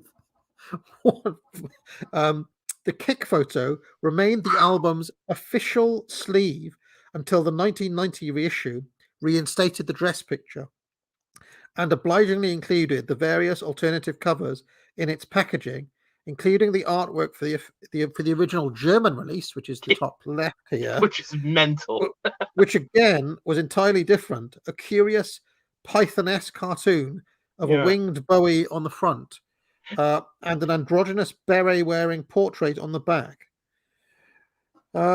So yes, that's the story of the cover, but I don't actually see any actual controversy about the dress cover. So no, I don't think, and certainly by this time, I don't think it would have been particularly controversial. I think the dress cover is by far the best of them. That cover is also, it looks weirdly kind of hazy because it's printed on a very heavily textured. The original was printed on very heavily textured paper, which gives it that sort of slightly washed out look. We should mention, by the way, that the album cover, especially, I mean, if you buy a vinyl record, you can see how big the cover is. Yeah. Was quite important. It is certainly Bowie made it an important part of his legacy, if you want. The image of Bowie, not just what the record sounds like, but what he looks like on the front of it and what he looked like in his videos and so on. This is a big part of what Bowie was about. Would you agree with that? I would, and I mean, and I can't even fathom, that there are generations of people who have no understanding or feeling for this sort of synergy between the music and the visual artwork that came with a record, and with also just the idea of arranging, a kind of collection of songs that had some relationship to one another, some sort of stylistic or whatever kind of relationship. I mean, it seems like that is a big loss to kind of popular music. And I think certainly with Bowie, that connection between the visual and the musical was absolutely important. From the way he staged his concerts to the way his meticulous sort of care and attention to music videos. Even before music videos were really a thing. I mean, he was producing these kind of things well before any MTV or anything. So yeah, apparently David was very pleased with the finished design of this cover that we're looking at here. But it appears that not long afterwards, Bowie changed his. Bowie was pleased with the first design, the cartoon design, but it appears that not long afterwards, Bowie changed his mind, persuaded Phillips' art department to commission Keith Macmillan to photograph him instead in the domestic environment of the Haddon Hall living room. For this celebrated photo session, Bowie reclined on a chaise longue in a cream and blue satin dress, a man's dress, he later explained, purchased from the Mr. Fish boutique. So it wasn't designed by Mr. Fish. It was just bought in a boutique in London, I suppose. I thought Mr. Fish designed it. I might be wrong about that, but with one hand dropping the last of a scattered pack of playing cards. Well, I mean, I think it's worth mentioning though. Bowie still has not made it at this point. No. He may have had one hit record with Space Oddity, but the Space Oddity album tanked, and this album didn't sell any records either. So it's not like he's still kind of pre-global superstardom or even national superstardom Bowie at this point. So it's perfectly, like, I find it believable that you just go to somewhere and buy this off the shelf as opposed to have it designed for him. Because I mean, I don't know what they were doing. I think it was designed by Mr. Fish, but not for him. I think it was bought off the rack. I mean, literally, this was a shop where you could go. It was like many, there were many of these famous shops, like, Lord Kitchener's Valet, and but I think you could just. This was a place you could go buy off the rack man dresses, and people need to understand that this is not like analogous with Brad Pitt wearing the dress, because there was no ideology behind this. I just again watched this Brian Eno documentary where he said that at this time he was very interested in the idea of looking sort of sensational, causes a sensation, and that it was just this idea that you could pick and choose from the entire range of fashion and style and put one thing with something else, and it was again all about kind of creating a kind of sensation, but there wasn't any kind of gender ideology. I mean, all of that came in retrospect and gives justification for a lot of stupid people to have academic careers writing papers about this, but there was nothing of the kind of political gender ideology in this. It says here that the cover was intended to mimic the style of the pre-Raphaelite painter Dante Gabriel Rossetti. So that's what they were going for. Yeah, I mean, I said there's sort of hints of that.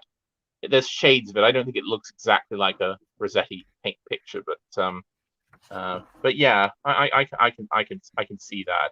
I mean, it is this sort of this sort of fan de siècle sort of thing. It did, despite having poor sales, it did have good reviews in Melody Maker at the time, and the Enemy found a bit of horror in All the Madmen. So there we go. I mean, I put this on the other day because we knew we've been doing this for a while, so I've been giving some of the old albums a whirl, and I was actually struck by how strong this album is. D, I think it's a very strong early effort. And possibly I may have underrated it 10 years ago. So I think it is a quite strong record. Well, speaking of darkness, I'm just looking at like Running Gun Blues. I count the corpses on my left. I find I'm not so tidy. So I better get away, better make it today. I've cut 23 down since Friday, but I can't control it. My face is drawn, my instinct still emotes it. I slashed them cold, I killed them dead. I broke them gooks, I cracked their heads. I'll bomb them out from under their beds, but now I've got the Running Gun Blues. And I think this song references, I mean, it's both referencing Vietnam, but I think it's specifically referencing, what's his name? Charles Whitman. He was an ex-soldier who climbed a very tall tower at the center of the University of Texas at Austin, I believe, and just started to pick people off with a sniper rifle. So I think that's what's being referenced here, and I think that's what the American cover is also referencing. You can see there's a kind of blasted out clock tower and the kind of American John Wayne type with a rifle. Yeah. Just to give you a flavor of how little Bowie had made it at this point. there's a bit on record sales here. Reports of the man who sold the world's American success should not be exaggerated, because it sold better in America than it did in Britain. So the bizarrely this version of the album sold more copies of this version of the album. It says by the end of June 1971, a mere 1,395 copies had been sold in the US. Wow. So I mean, fewer copies in the Populist Delusion. Yes, and the story of massive American sales in the run-up to the UK release smacks of more hype than accuracy. Michael Watts was exaggerating wildly in both directions when he commented that in Melody Maker in January 1972 that the man who sold the world had cleared 50,000 copies in the States and about 5 in Britain, and Bowie had been the one to buy them. But sales of the first UK release were indeed disastrous, and as a result, the British dress sleeve is now a real collector's item, fetching around £200, while the ultra rare German sleeve can command considerably more.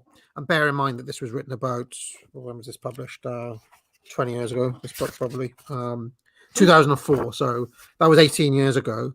If you could find an original, this album in the original vinyl, I've got it.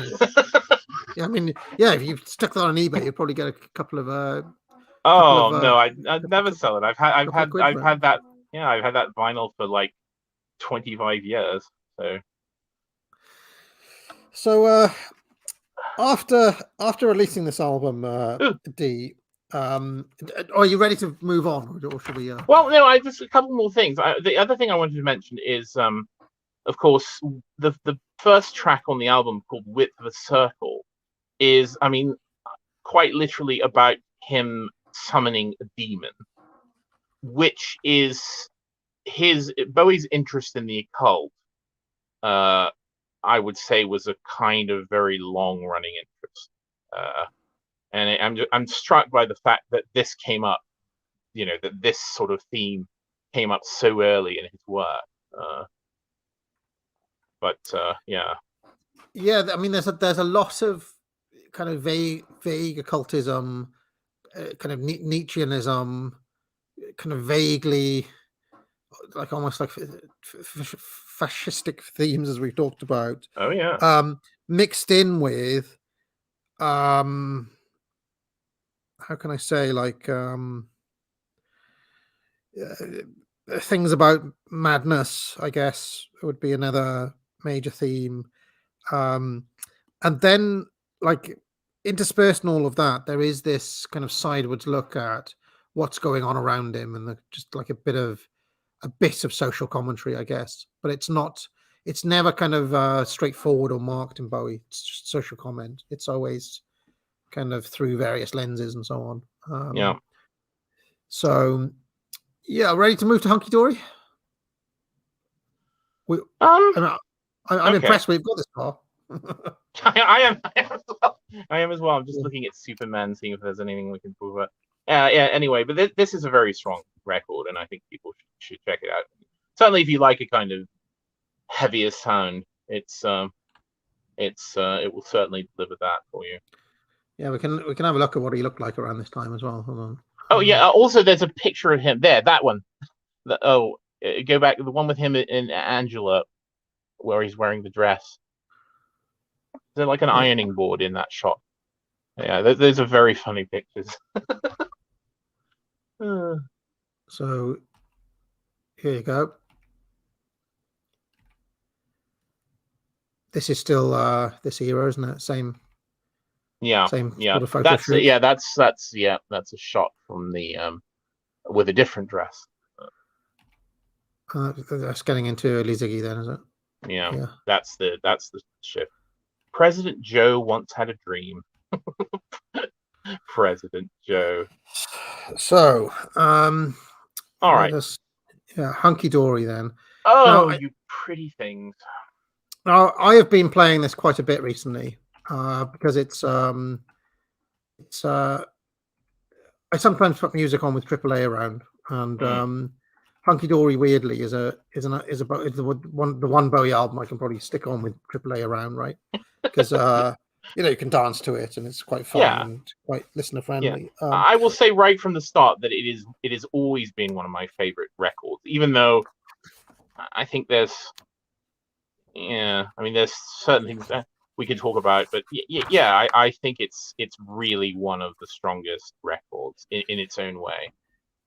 And I would tend say to like artists. I tend to like the period where all of the kind of things just begin to coalesce in their work, like the very early maturity of artists. There's something really exciting about that because they're not yet locked in to this idea of what they should be producing. And I think Bowie was able to break out of that mold quite a number of times in his career. But there's something very nice about this very early period of an artist's work when they first sort of find their voice. Yeah, and I mean one thing I think we can say pretty after all our talk about Darkness on Man Who Sold the World, I think a lot of those themes carry on into this album. Oh yeah, almost all of them, in fact. The kind of Nietzschean thing and the occultism and the kind of quasi-fascism and all of that. I mean, he literally name checks Heinrich Himmler in this record. Yeah, I mean, we can read some of these. Oh yeah, we got to read. I mean, some of these lyrics are problematic, we could say. We'll get to those in a moment. But the sound, which was very heavy on Man Who Sold the World, is now drenched in a very pleasant piano all over this album. All over the record, yeah. And I would say that this is probably Bowie's most normie-friendly album. Really? Well, I mean, it's very. I mean, you could stick it on, and it's just kind of. Let's dance. It's pretty music. Yeah, I don't know. I think Hunky Dory is changes. Oh, you pretty things. I mean, these are very easy. Like I can stick them on and not get protestations from Mrs. AA, for example. Whereas she might start moaning at if I stuck on Scary Monsters with that Japanese woman shouting or I always skip or Lodger or something like that, Lodger, God's sake. So I think it's a good place to start for the kind of the complete Bowie noob. Hunky Dory might be one of the best ways in. Now, I will say that for whatever reason, it was not available for a huge chunk of the 90s. When I was building up my collection, it became an almost obsession with me. I had to get hold of this album, but they did the kind of reissues in 1990. For whatever reason, the Hunky Dory ones had sold out a long time ago, and they didn't reissue them for a very long time. So I got my hands on Hunky Dory relatively late. Yeah, I mean, in fact, I don't know where I read it, so I can't really talk about it at length. But I did read that Hunky Dory is a problem because the master tape is extremely fragile. Like something happened to it, and they don't have the kind of dupes of the master. So I don't know a lot about how the kind of remastering world works in this part of recording engineering, but I do remember reading something about how the remastering of Hunky Dory is very difficult because of the condition of the master tapes, and even when they very recently, since Bowie's death, they've been doing a new remasters of them, and I think Hunky Dory was still a problem, and it still was a late release because of that. Yeah, I don't think I got my hands on a copy until 1999 when they reissued that. I don't know if you remember them. They reissued them and they had like little pictures on the side. And it really irritated me, right? Because all of my ones were from the 1990 reissues, apart from Hunky Dory, which had that it was like a different series. And you can imagine having that different sleeve That boss in the did rack. it. Did it. Oh, well, I mean, it meant that I had to buy them all again, obviously, so I could have all the different, just because the sleeve, So, yeah, that was Well, something. I had this on vinyl. I mean, I bought most of these in the early '90s on vinyl. So, but I certainly had a CD of it, but yeah, I don't remember which one. Anyway, Yeah, no, I would say that this is Bowie's first knockout 5-star album. Would you agree with that? yes. And this is what I said 10 years ago. His first bona fide knockout classic. This is the piano-driven sound with big hooks and strong melodies on every track. Changes and Life on Mars are the most well-known songs here, but Oh You Pretty Things is just as good. And Bowie Brothers foreshadows a darker edge to his work with its themes of insanity and possible gay incest. Queen Bitch puts sexuality front and center and owes something to the Velvet Underground's Andy's chest. Quicksand continues his slightly worrying Nietzsche fixation and even flirts with fascism. There are some clunkers here, in my opinion. Kook's Song for Bob Dylan and Fill Your Heart feels like filler, but the rest of this is so strong that it gets the highest rating. So, yeah, I don't like fair. I don't like I don't like Kook's. I don't like Song for Bob Dylan. I don't like Andy Warhol, but I love the rest of the album. Whoa! You don't like Andy Warhol? No. Oh, that's a great track. I mean, I agree with you. I always skip Song for Bob Dylan. I don't like Kook's. I always skip that. Everything else I listen to, but yeah, Andy Warhol is a great track. Also, not only because it's got a wonderful appearance of an ARP synthesizer in it, famously making all those wonderful sounds, played by Ken Scott, I think. I did use in my bitter screenplay, Decay, written against that guy who was in the who had been doing his PhD since 1982. Do you remember I mentioned that? Yeah. The lead character in that is called Andy. So there's a whole sequence of that where I do a kind of second by second montage sequence using Andy Warhol, because it says Andy walking, Andy tired, Andy take a little snooze. Yeah. I wanted to use that for the play, so I did get to know the song extremely well when I was writing that, however many years ago. For some reason, it's that whole middle section of the album I tend to cut out. Fill Your Heart, Andy Warhol, Song for Bob Dylan. I don't like Kook's either. Quicksand is good though. Quicksand is very good. Yeah. Kook's, I imagine you could play Kook's with AAA. It's got that. Oh yeah, I mean you can play the whole album for AAA, but apart from Bowie Brothers is a bit scary. Yeah, don't play that. Don't play that. Another haunting track, inspired by his insane half brother. So the story goes, they wore the clothes, they said the things to make it seem improbable. Yeah. Now, would you like to hear some flair from Peg? Okay. And then can we just quickly go over the song so we can hit any of the lyrics that we? Yes. Okay. So yeah, this character Tony DeFries really comes into the picture now.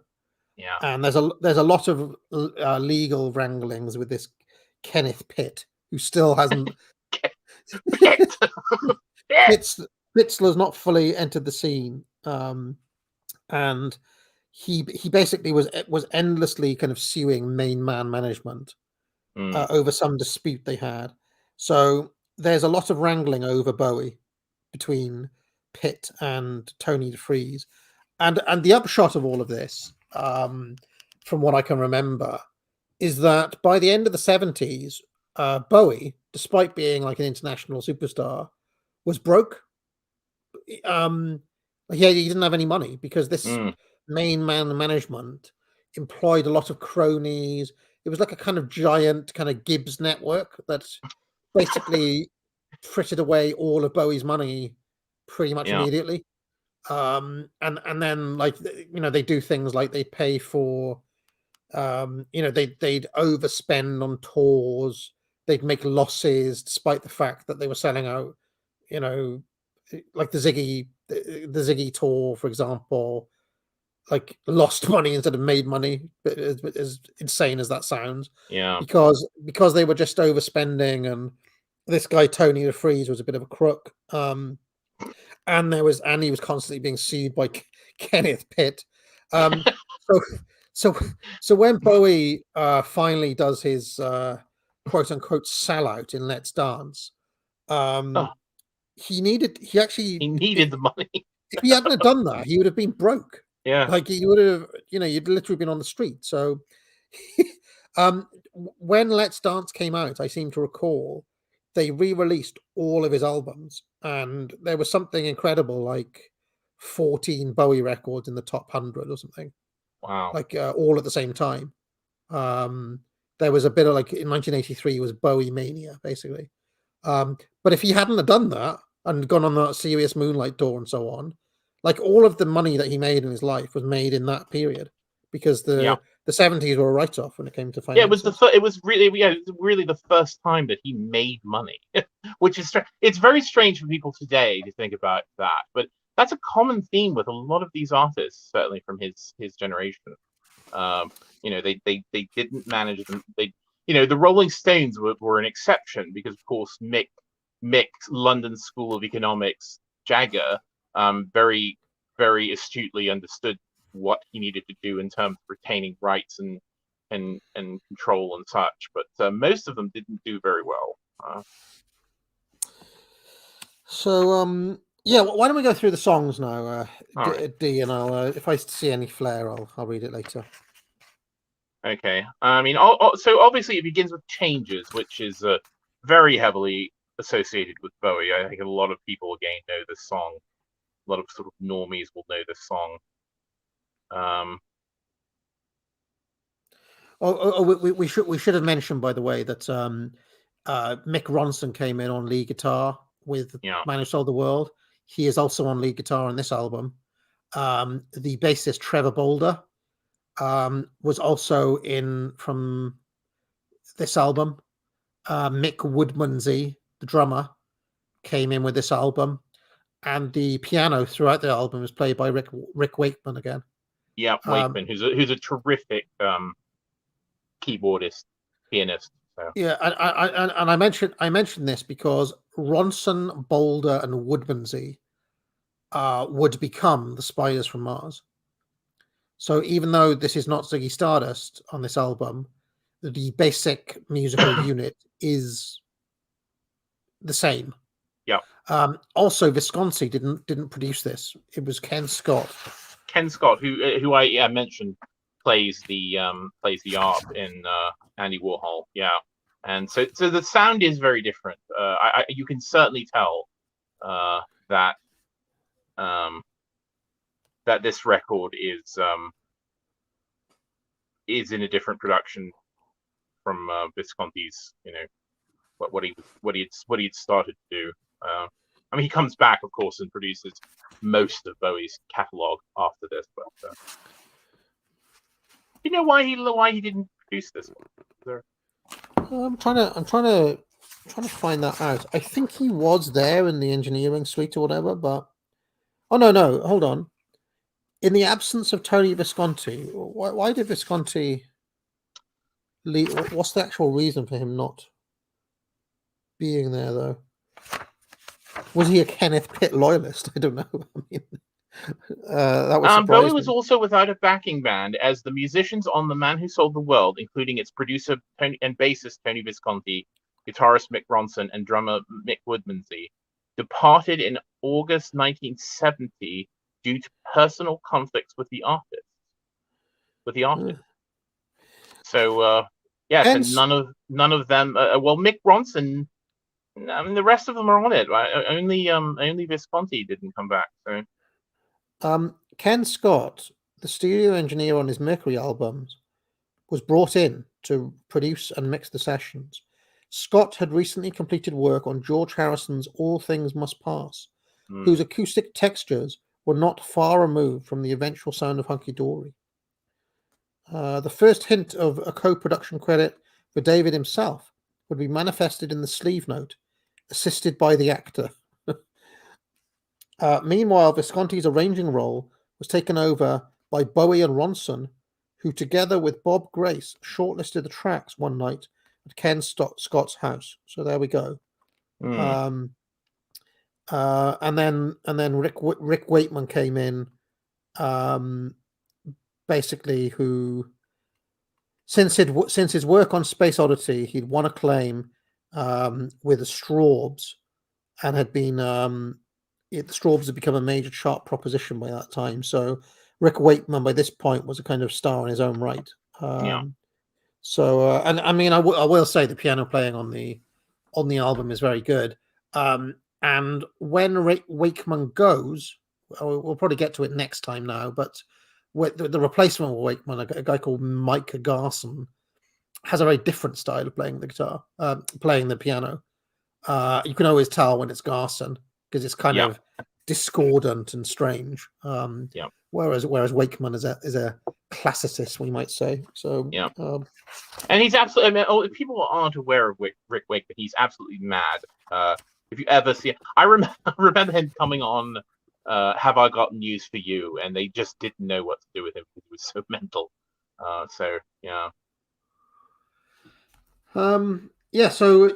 mean, Changes is a good song. I've always loved the line, "A stream of warm impermanence." Yes, never leave the stream of warm impermanence. So the days float through my eyes, but still the days seem the same. And these children that you spit on, as they try to change their worlds, are immune to your consultations. They're quite aware of what they're going through. So again, there's still the vestiges of the hippie sentiment, I would say. Ken Scott, by the way, was besotted by Mick Ronson's ability. Not only as a guitarist, he was better than any of the Beatles, according to Scott, but as an instinctively talented arranger. He didn't really know what he was supposed to do, so he was that much freer. So, I mean, Ronson was a pretty talented guitarist as well, we could say. Oh yes, absolutely, and very recognizable. I mean, his sound is very recognizable on these records. Yes. That's Shall we continue? Yeah. So what else we've got? Oh, You Pretty Things. Which I always like these forays into sort of low-key domesticity that are then kind of invaded by. So for instance, Oh, You Pretty Things, wake up, you sleepyhead, put on some clothes, shake up your bed, put another log on the fire for me. I've made some breakfast and coffee. Look out my window, and what do I see? A crack in the sky and a hand reaching down to me. All the nightmares came today, and it looks as though they're here to stay. So just that strange two stanzas. One which is just this sort of again this sort of, I mean, it starts off basically as a song that wouldn't be out of place on like Crosby, Stills, Nash and Young or something, and it ends up with just like nightmares coming through the sky. Nightmares came to a hand reaching down today. And this is where it continues. Like, what are we coming to? No room for me, no fun for you. I think about a world to come where the books were found by the golden ones, written in pain, written in awe, by a puzzled man who questioned what we were here for. All the strangers came today. And it's just like, I mean, what is this song about? What is this song about? Well, and then the third bit. Look out on your children. See their faces in golden rays. Don't kid yourself, they belong to you. They're the start of the coming race. The earth is a bitch, we've finished our news. Homo sapiens have outgrown their use.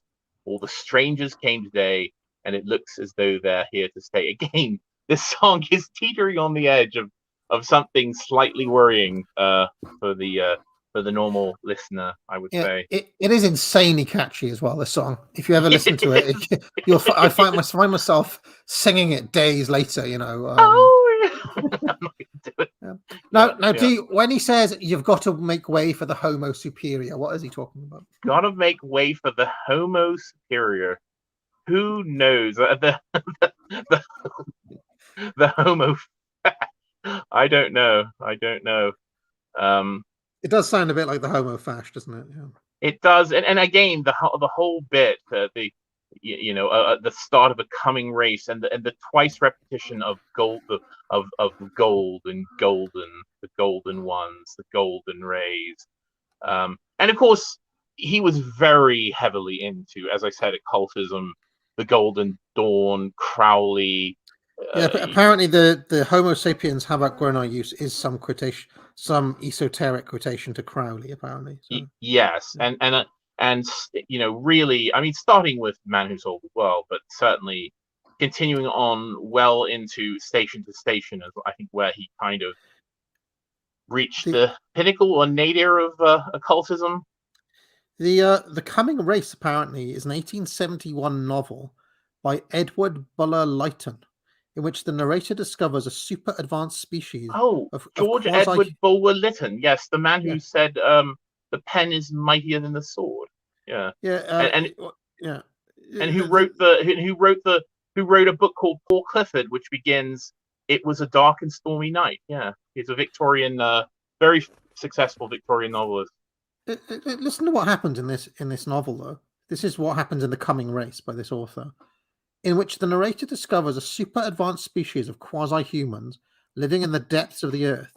Ooh. Aided by a mystical energy force called the Vril, their superior civilization has banished war, crime, and inequality, and women are the victors in the battle of the sexes. At the end of the novel, the narrator predicts the narrator predicts the death of the human race at the hands of our inevitable destroyers. So apparently that was the book that was being referenced. Very strange. I didn't know that. And the Vril Maidens. I didn't know that it was George Bulwer Lytton. So. Apparently, the Homo superior. Bowie insisted that his imminent race of supermen constituted an optimistic vision. All the things that we can't do, they will, he said in an interview in 1972. Bearing in mind his endearing fixation with bargain basement sci-fi, it's amusing to note that the Homo superior was later appropriated as the name of the young generation of telepaths in The Tomorrow People. Do you remember that? Oh, God. Thames Television's chronically low-budget answer to Doctor Who, which began screening in 1973. Oh, the show's creator, Roger Price, was a fan of Bowie, who had interviewed him around the time of Hunky Dory. So his adoption of the term was certainly no coincidence. So there we go. Yes. What else on this album? What else? Then there's 8-line poem, which I've always liked for some reason, about the tactful cactus by your window. Surveys the prairie of your room. The mobile spins to its collision. Clara puts her head between her paws. They've opened shops down on the west side where all the cacti find a home. But the key to the city is in the sun that pins the branches to the sky. Yes, and then we've got Quicksand. Well, we've skipped Life on Mars, which is, I would say, one of its great songs, and certainly another one of the sort of pantheon of songs that people will know. Yeah, and in fact, there's been much written about whether, when he says it's on America's tortured brow that Mickey Mouse has grown up a cow. Now the workers have struck for fame because Lennon's on sale again. See their mice and their million hordes from Ibiza to the Norfolk Broads. Rule Britannia is out of bounds to my mother, my dog, and clowns. There's been much debate about whether it's Lennon, John Lennon, or Lenin, Vladimir Lenin. Well, I think it's intentional. I think that confusion is intentional. It must be because he doesn't he sings it as Lenin, but in the lyrics it's Lennon.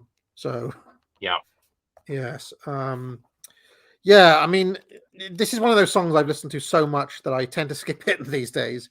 Not because it's not good. It's just because I listened to it to death, basically. Yeah, and you don't it's- want to overdo it. Yeah. Would you? We talked about how there's this kind of theatrical streak in Bowie. Obviously, Life on Mars is a very theatrical. It could almost be Very a musical number. a couldn't it? musical. Yeah, another one of those songs. Sailors. You get that huge crescendo. But it's a really good song, and I'm also struck by generally how the lyric. I mean, I think that if you look at the lyrical writing on the previous two records, they're good, but there's definitely a step up in terms of the general quality on this record. Not completely consistently, because I think there's a couple of songs that, as we mentioned, don't really work. But I mean, like, the lyric of this song is very, very solid, very solid. So a lot of the improvement is being credited in this book that I have here to Ronson, because he is now helping to arrange these songs, and the operatic arrangement in Life on Mars was written by Ronson, apparently.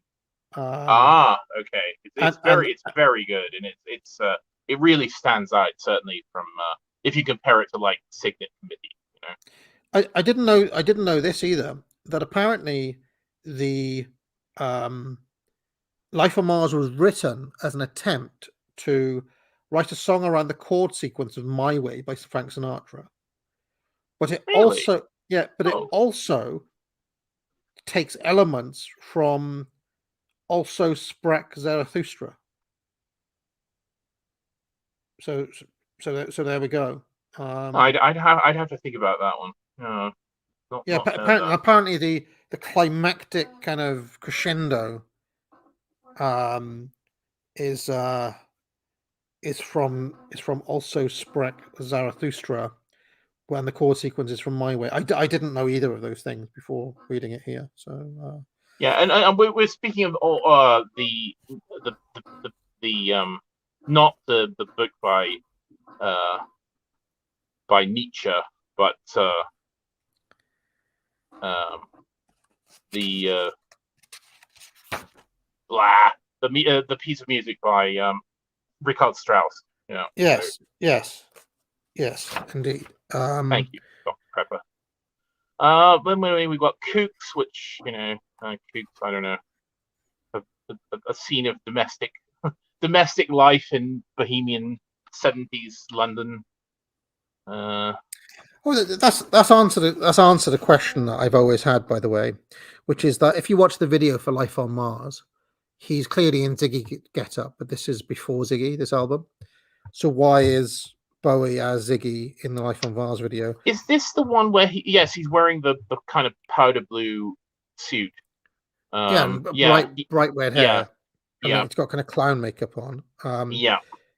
Well, apparently, it was released belatedly at the height of Ziggy Mania in June 1973. So they made the video at that point retrospectively.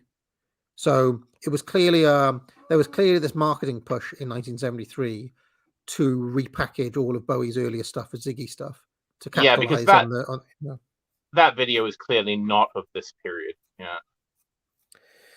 And I always wondered why that was, but that has answered it. So there we go. What else? What else is on the album? Well, we get to Quicksand, which I think is a very interesting song. Let me just read the lyric. Can I do that? Yes. I'm closer to the golden dawn, immersed in Crowley's uniform of imagery. I'm living in a silent film, portraying Himmler's sacred realm of dream reality. I'm frightened by the total goal. Drawing to the ragged hole. And I ain't got the power anymore. No, I ain't got the power anymore. I'm the twisted name on Garbo's eyes, living proof of Churchill's lies. I'm destiny. I'm torn between the light and dark, where others see their targets, divine symmetry. Should I kiss the viper's fang, or herald loud the death of man? I'm sinking in the quicksand of my thought, and I ain't got the power anymore. Don't believe in yourself. don't deceive with belief. Knowledge comes with death's release. Yes. And it's epic, this song as well. The way he sings those lyrics is just like kind of way over the top. Yeah. Now, what is he getting at? Of course, the Golden Dawn is also a Greek far right group that has been banned. Criminalized. Yeah, it's taken on a different meaning today, but originally that was that Madame Blavatsky? I can't remember who the Golden Dawn Society were. What does he mean? What does he mean? I'm living in a silent film portraying Himmler's sacred realm of dream reality. Dream reality. What are you talking about? I don't know, because I don't know. You know, I'm not. To my eternal shame, I need to brush up on my Himmler. Was Crowley? Yeah, Crowley was associated with Golden Dawn as well. So, and again, Crowley comes in the next line. So, very good question. Very sacred realm of dream reality. The line that really stood out to me, though, which hadn't occurred to me before today, living proof of Churchill's lies. Yeah. What's it? I wonder what he's getting at, you know. I wonder what he's getting at. Yeah. I'm not a prophet or a Stone Age man. Oh, he's not a part of the Bat sphere, I suppose. Just a mortal with potential of Superman. I'm living on. I'm tethered to the logic of Homo sapien. Can't take my eyes from the great salvation of bullshit faith. Yeah, difficult to say.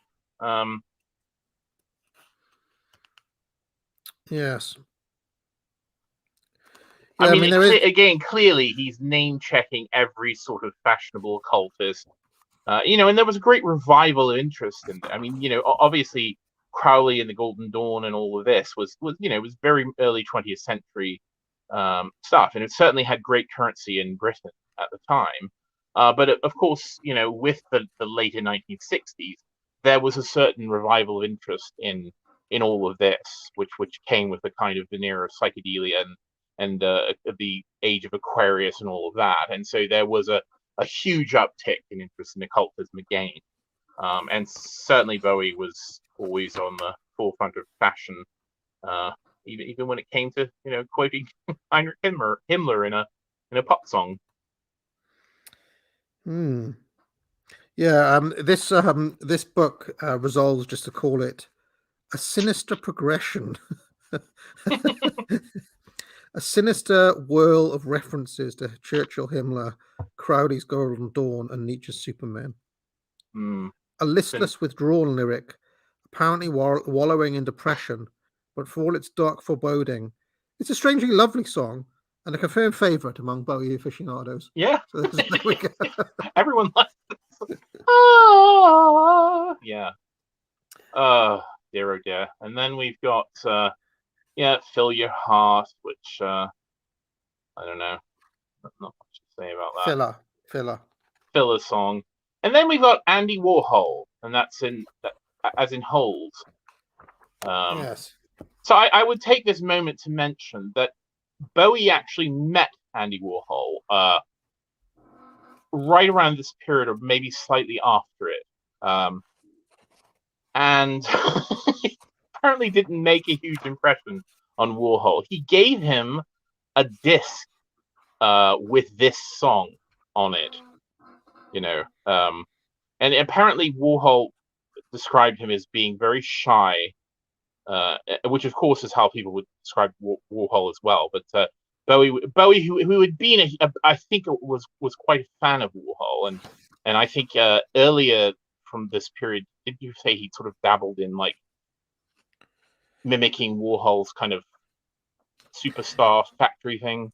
Yeah. So I mean, it says here that his activity slowed to almost a halt on stage and in the studio between May 1970, when Man Who Sold the World came out, and the release of this album in December 1971. So that's quite a big gap. It's almost like two year gap, especially in this period of Bowie's career.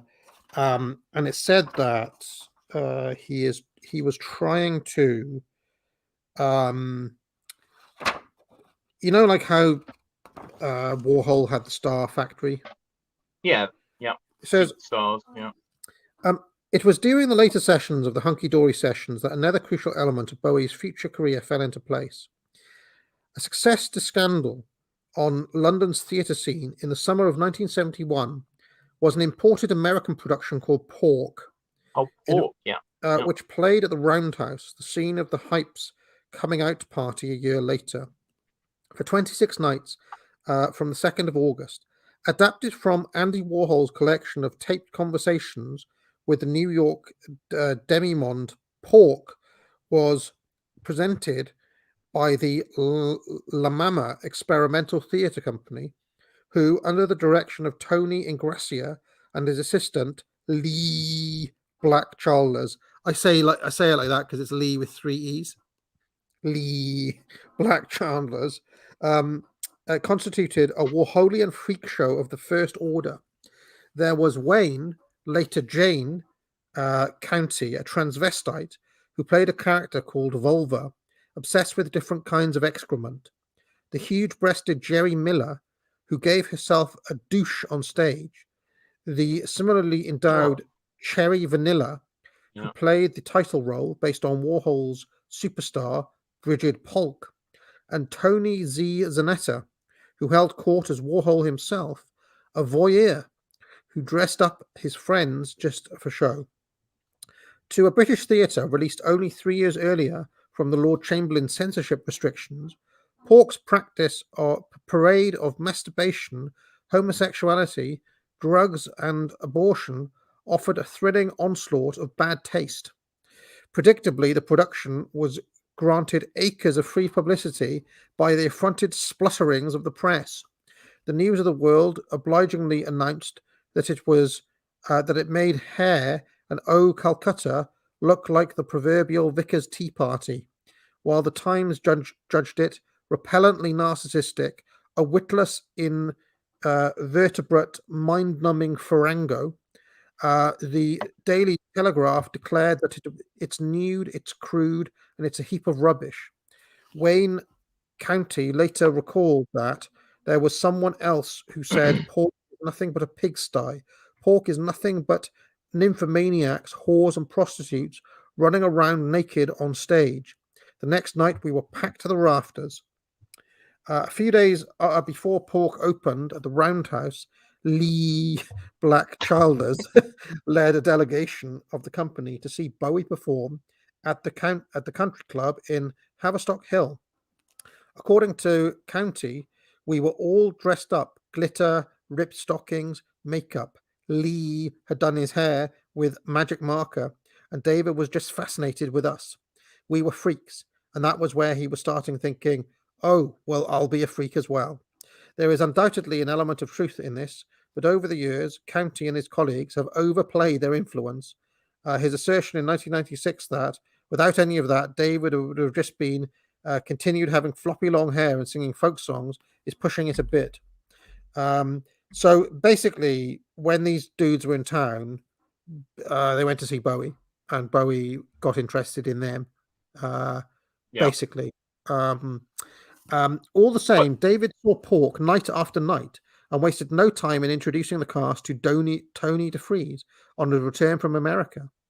Ronson considered the New Yorkers a bunch of loonies, but Bowie was entranced by their outrageousness, their sleazy sexuality, their New York street cool, their connections with Andy Warhol, and above all, their dedication to superficiality and role-playing. When DeFries took David to New York in September to sign his RCA contract, it was Tony Zanetta who engineered Bowie's first audience with Warhol himself.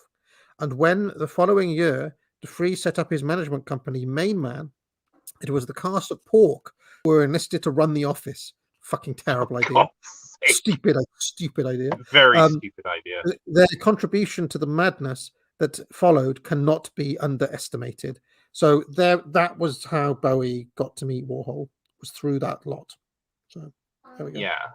And of course, these were the very people that Warhol was at this period distancing himself from. I mean, of course, this was in the aftermath a few years after he'd been shot by Valerie Solana. So this was when he was sort of getting rid of the Paul Morrissey, gang of weirdos, and turning his attention to hang out with socialites and getting portrait commissions. So, but yes, he did meet Bowie at that period. There's a photograph in the Warhol estate of Bowie that he took when he met him, and Bowie gave him a disc of the song Andy Warhol, and Warhol did his usual, it's great, and then promptly went and dropped it into one of his cardboard time capsules, and thought that Bowie was a bit of a hippie weirdo. So Bowie didn't make much of an impression on Warhol until later. I'm just looking through the Warhol diary and looking for entries about Bowie, and I just hit on this one. You said Tony Zanetta from the 5th of September 1986. Went home, cabbed $6, and read the Tony Zanetta book that said David Bowie got his ideas from copying me in the beginning about getting the media's attention. So straight from the horse's mouth there. I suppose we should mention, I mean, as stupid as it is to allow these degenerates into the management company, I would say it was a fucking stupid idea. Oh, absolutely. This was the era of really stupid decisions. There's a bit here about like Bowie's gayness in this book. It says the album got a lot out of my system, a lot of the schizophrenia, David later admitted. Precise readings are to be attempted at the listener's discretion, but there can be no doubt that this is an album which bristles with cryptic significance and resonates with provocative imagery. In January 1972, Bowie told melody makers Michael Watts that his songs can be compared to talking to a psychoanalyst. My act is my couch. Built into Hunky Dory's dense lyrical landscape is a host of suggestive leitmotifs and reoccurring obsessions. The pursuit of musical pastiche, already a strong element in Bowie's work, but previously restricted to momentary effects, is here consolidated in a systematic series of cross-references. He incorporates masses of quotations and allusions to rock lyrics, both famous and obscure. But even more obviously, the second side of the album opens with a cover version, albeit one impeccably crafted to the style of the surrounding songs, heralding a succession of homages to Bowie's American heroes, Andy Warhol, Bob Dylan, and Lou Reed. The whole Hunky Dory album reflected my newfound enthusiasm for this new continent that had been opened up to me, said David in 1999, explaining it all came together because I'd been to the States, and that was the first time that a real outside situation affected me so 100% that it changed my way of writing and it changed the way that I looked at things. Lyrically, Hunky Dory is the most openly quote-unquote gay album Bowie had yet recorded. In August 1970, the Kinks had reached number 2 with their subversive transsexual hit Lola, heralding a revival of pop's dalliance with a fringe of society that had fascinated Bowie since the days of the Manish Boys. The spring of 1971, when he wrote most of Hunky Dory, was a period which saw him embracing London's gay subculture with regular trips to the Sombrero and much socializing with Freddie Baretti's exotic coterie. According to Angela Bowie, the Sombrero people began supplying the fuel very quickly. The material on Hunky Dory came directly from their lives and attitudes. David and Angie pursued a cross-dressing policy. He in a succession of gowns taken from Mr. Fish. She in pinstripe suits and a haircut taken, in David words, 100% from Baretti's friend, Daniela Palmer. On the 24th of April, spurned on by the then current release of The Man Who Sold the World in its transvestite sleeve, the Daily Mirror photographed David in his dress on the Haddon Hall lawn, predating his famous I'm Gay interview by 9 months. He happily told the Mirror that he was, quote, queer and all sorts of things, declaring, I cannot breathe in the atmosphere of convention. I find freedom only in the realms of my own eccentricity. By January 1972, just as Hunky Dory was garnering its good reviews, the scene was set for the final push. So that's what it says about this. But I think it's worth pondering on the fact that it strikes me that just as everything else that Bowie tried on, i.e., his guise as a hippie, his guise as a kind of quirky Anthony Newley man, that this too was fake, wasn't it? Yeah. D, Oh, that absolutely. He was not gay and has never been gay. No, in my view. no, probably not. I mean, I've never really thought about it, you know, with any sort of seriousness. But I mean, it was certainly the currency of the time. But yeah, I think it's a pose like all the other poses. Very interesting point, though, of course, that we have that succession of those three songs: Andy Warhol, the song for Bob Dylan, and then Queen Bitch, which he's very clearly imitating Lou Reed with the way he sings. Certainly, singing at the beginning. You know, I'm up on the 11th. I'm up on the 11th. Yeah, I can't do it at the moment, but you know. If you listen to it, it's very clearly a Lou Reed impression. A Lou Reed inspired performance. So yeah, but I do think that, I mean, a lot of this was self-conscious. I mean, the very fact that he credited himself as the actor in the show notes. I mean, you might think that's a bit pretentious, but he is clearly just trying on different clothes and roles all the time, and. It strikes me that this was quite a good way of getting some attention, given his dismal record sales to date. Yeah, and of course, you know, again, a lot of people in his, you know, in this milieu were trying it as well. You know, this you know, again, just be outrageous, just yeah, you know, but exactly. shock sells, yeah. You know, I mean, we talked before about the two-sword laureate, you know, the Webster, you know, Duchess of Malfi. I mean, a lot of that stuff can be seen as kind of the equivalent of that, even in the Elizabethan day. Exactly. You know, create some shock and scandal, and people will talk about your thing. I mean, yeah, some of those Webster things. I mean, that's the equivalent of pork.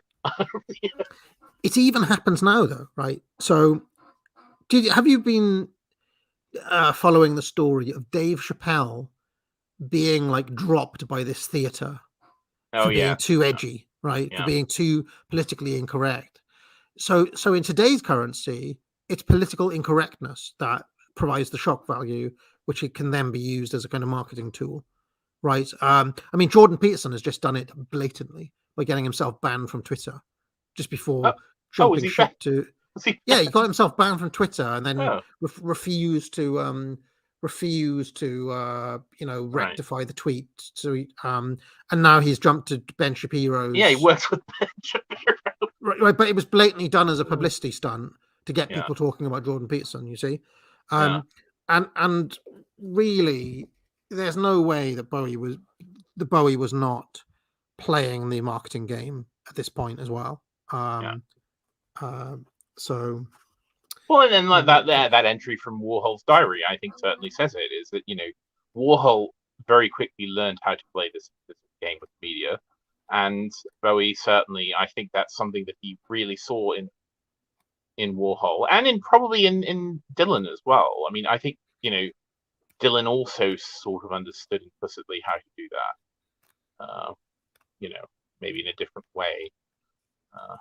Yeah, and also as we'll see, you know, next week when or whenever we come back to part 2 of this, you'll see the shedding of like we've already seen him go through 2-3 different personas so far. You know, early kind of musical dweeb stuff. We've seen him do the kind of 60s hippie stuff. And now he's like on this album and the previous one, he's kind of dabbling or, you know, getting involved with more fringe elements, let's just say. And we'll see him go through several more personas in the next couple of years. But shall we leave it there for today? We'll hit some super chats, and I think doing the Ziggy era in one show would be quite neat. What do you reckon? Yeah, I think so. So I think it's a very good place to stop. So in the All right. Mind Warp Pavilion. Yeah. Yeah. I do think that if people take nothing else away from today, listening to Hunky Dory and The Man Who Sold the World would be a good start for your little Bowie journey there. Yeah. Yeah, and probably the Space Odyssey as well. Why not? Exactly. I'm sorry, looking through the Bowie Brothers lyrics before we get. And now the dress is hung, the ticket torn, the factor max that proved the fact is melted down and woven on the edging of my pillow. And my brother lays upon the rocks. He could be dead. He could be not. He could be you. He's chameleon, Corinthian, and caricature, shooting up high in the sky. The Bowie Brothers. Very interesting song. Yeah. You know what my favorite bit of that song is? Let me put it up. Lie me place and bite me pie. I like that bit. No, that's dark. That's really dark as well. It is. It's almost a sequel to that other one, All the Madmen, and Yeah. you could almost put them on a compilation together, couldn't you? Yeah. Yeah. I like it. I like it when he says, what was the exact words? When he says, "But we don't think about that," and then it goes into Bowie Brothers. But I'm trying. Oh yeah. To find... We can't. Yeah. What is that? I mean, I just saw it.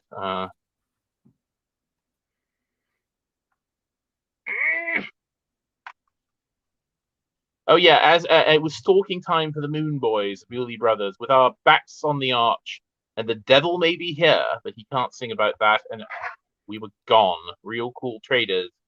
We were so turned on, you thought we were fakers. Yes, but kind of one of the things that I like about Bowie's songwriting techniques is that he's always very cryptic, and he'll introduce something and then cancel it within the next few lines. Yeah, with a couple of lines. Yeah, I find that a very interesting technique that he uses, as well as the wild lurches between that we were talking about earlier on, between like, you know, now you've got a scene of domesticity, now you've got a scene of like, you know, unimpaired nightmares and violence within the space of like 3 lines. You know, yeah. That quick inversion within two stanzas. Yeah, it's very dramatic and over the top in a way, but I kind of like that. It is too, and certainly when we get on to other records, you know, we'll get into Bowie changed. You know, he started to use sort of automatic writing techniques. He started to do kind of cut ups and things with his lyrics. You know, he got quite sort of radical techniques for kind of removing his own subjectivity from his own lines, which is a very interesting thing. So, all right. Yeah, a few super chats. Here's the Eunuch has said, Bowie was the closest thing to a role model or celebrity inspiration to me as a young eunuch. He spoke genuinely about the human condition and aspired to some kind of transcendence. That encouraged me to not give up despite my degeneracy issues. Perhaps he suffered with similar issues of identity as I did. Perhaps not, but he certainly inspired me to live and not self-term. So, is there kind of inferring that Bowie helped save her from suicide, which is, you know, well, and you know, famously when we go on to I mean, I can relate to that as well, you know, and you know, very specifically on the last song on Ziggy Stardust is, you know, that it has those lines at the end, you know, give me your hand, you know, and you're not alone, love, no matter what or who you've been, no matter when or where you've seen, all the knives seem to lacerate your brain.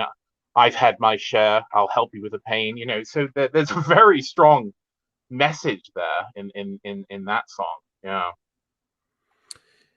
Yeah, I'd also say that there is this sense that, because I've talked about feeling a bit of an outsider myself, especially when I was a teenager, but also always there is this weird way that even though he's distant and intellectual, as we've been talking about, there is a sense in which he does make you feel like you're not alone in some strange way.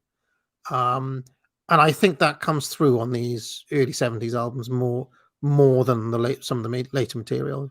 Well, there's something strangely classical about it, because I think that the contemporary world is just so mired in this sort of revolting idea that you need to be sort of confessional, and you need to be personal, and you need to be real and authentic and such. When I think the classical idea of art is that you could sort of transcend the kind of base, sort of personal, mundane elements, and you could find transcendence within a degree of remove. That you could look to something that was, allegorical. You could look to something that was, drawn from the classics or whatever, and you could find this great personal connection within that. You didn't need to kind of, smear yourself in mud and stand there and scream like Yoko Ono. I mean, in order to be, in order to connect with people, that you could connect through the artifice of theatre, in a way, or the artifice of a persona, the artifice of, a song written about something completely removed from the subject at hand, and there is something deeply classical about that, and it's certainly true. I mean, I certainly found much more in these early records, much more to cling on to than I would in than other things that are sort of more overtly personal and political or spiritual or whatever. Yeah, I mean, one of the things we haven't talked about much is that there is this I guess you could call it the classic Nietzschean theme, right, which is the struggle between nihilism and despair and facing the void and oblivion, and what you might call self-actualization on Bowie's records. And that's the key dilemma that he's dealing with in a lot of these quote unquote more personal songs. Because I don't think he's a political writer ever, really. No, ever. But he is dealing with the struggle of the individual vis-a-vis society in the broader sense. How do you find yourself? And in a way, there's this evaluation of all of the different possible routes that you can go down. What's that song? Don't believe in yourself. Don't deceive in belief. Yeah, quicksand. Yeah. It's quicksand, right? I mean, he's trying to find some sort of belief system, and in a strange way, that remains the modern problem, right? The life after God issue for so many people. It's like, well, how do you struggle with authenticity and genuine belief in an age that does everything it can to deny you those things? So indeed. Coca-Cola says, should I Fed post or am I chicken? Does my face show some kind of glow? It's too late to be grateful. It's too late. AA is late again. It's too late to be hateful. The David Bowie Deepest Law stream is here. Very good. So there we go. Kind of a gentle introduction this week. We're, eased into it. Cerebus has sent $50 Australian, believe it or not, saying, simply disappointed, wasting time on David Bowie when you could be talking about Vince McMahon, who is far more important than David Bowie ever could be. Oh. Um, Ugh. I mean, I don't, in a strange way, I don't disagree with that, but I also do. Which is to say, within his own field, pro wrestling, Vince McMahon is, without comparison, really. But I would say that as much as I love pro wrestling, probably rock music as a genre is more important in the overall scheme of things. I don't know. I mean, how do you pass that? How do you pass different mediums? The relative.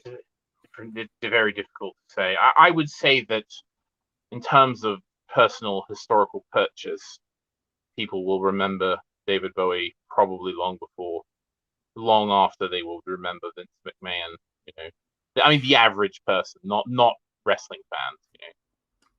I mean, I think that's in a strange. I mean, why we're doing this comparison between Vince McMahon and Bowie is kind of bizarre. But, only on this channel could this question come up. I would say that there is a sense in which Vince McMahon is the last of the great tycoons of the kind of capital, like the men after Henry Ford and Walt Disney that we've talked about. Like it's a dead breed now. Once Vince is gone, I don't think there's another one. I mean, Trump in a way is from the same. Yeah. The tyrant tycoon, basically. That is what Vince is, and obviously he's done a huge amount to get pro wrestling, just part of the culture in general in America. Bowie obviously is English. It's kind of hard to place him though, because he did look over to America quite a lot. But I can't think of many people who've shaped the kind of pop media landscape in the wider sense more than Bowie did, really, not just in terms of the music, but in terms of image, fashion, video, music videos, MTV, which we talked about with do you remember he was in the Warhol in the MTV video that we looked at? And to give you an example of that, when Vince McMahon took over WWF in 1983, he changed all of the branding around it, and he changed the music for Championship Wrestling to Modern Love by David Bowie. So that shows you in a strange way how, but like Bowie was an influence on Vince McMahon in a very weirdly enough, and of course that the amazing fact that there exists an interview with Mean Gene Okerlund and Andy Warhol. I mean, that literally Andy's like commenting on a match. He's there at Madison Square Garden with like Lou Albano and Cyndi Lauper and Hulk Hogan, and there's fucking Andy Warhol. It's weird confluences of and convergences of these subjects. I'll just say really quickly, I went off the idea of doing the Vince stream because just checking in with some of my old wrestling buddies and so on, I wanted to see what like the talk was, and a lot of people are very dubious about the idea of Vince being completely done, because he's still the majority shareholder, and if you know anything about Vince McMahon, like he won't give up until he dies, basically. So it's a work then. I don't know if it's a work, but people are really dubious about Vince just walking away like that. Yeah, yeah. There is a sex scandal going on. A lot of it, wrestling insiders think that he's trying to engineer a sale of the company in some strange way. But there's something a bit. There's more than meets the eye to this story. So doing a kind of retrospective tribute at this point was a bit odd, and I think that I fear that there'd be too many wrestling spurs in the audience, like trying to talk about all of that, and I just don't care about it, to be honest. So I mean, I don't know much about the subject, but just looking at him, he doesn't seem like a man who's ready to retire. Now, I don't know if we'll do Bowie Part 2 next week, but this is going to be like kind of a casual, ongoing series, basically, until we reach the end. It won't take us that long, I don't think. We did a decent pace there. Yeah. I didn't think we'd reach For us. I didn't think we'd reach Hunky Dory. But yeah, we will get to the Ziggy stuff next time. We'll be back tomorrow night with unpopular opinions. I don't have any idea whatsoever what the news is. No, So I don't know. I don't what the news is. I don't know what's going on. There's been no real news in the past week, is there? Well, we'll have to find that out in the next day. I clicked on the BBC and it's still Sunak versus Truss. I mean, God help them. And yeah, we'll see you soon. Yeah. Bye. Buy my courses, join the channel, buy a mug. But most importantly of all, ladies and gentlemen, get out. What goes on in this town is none of your business. As long as I'm living here, it is. Then maybe you shouldn't be living here! Well, that's easily fixed.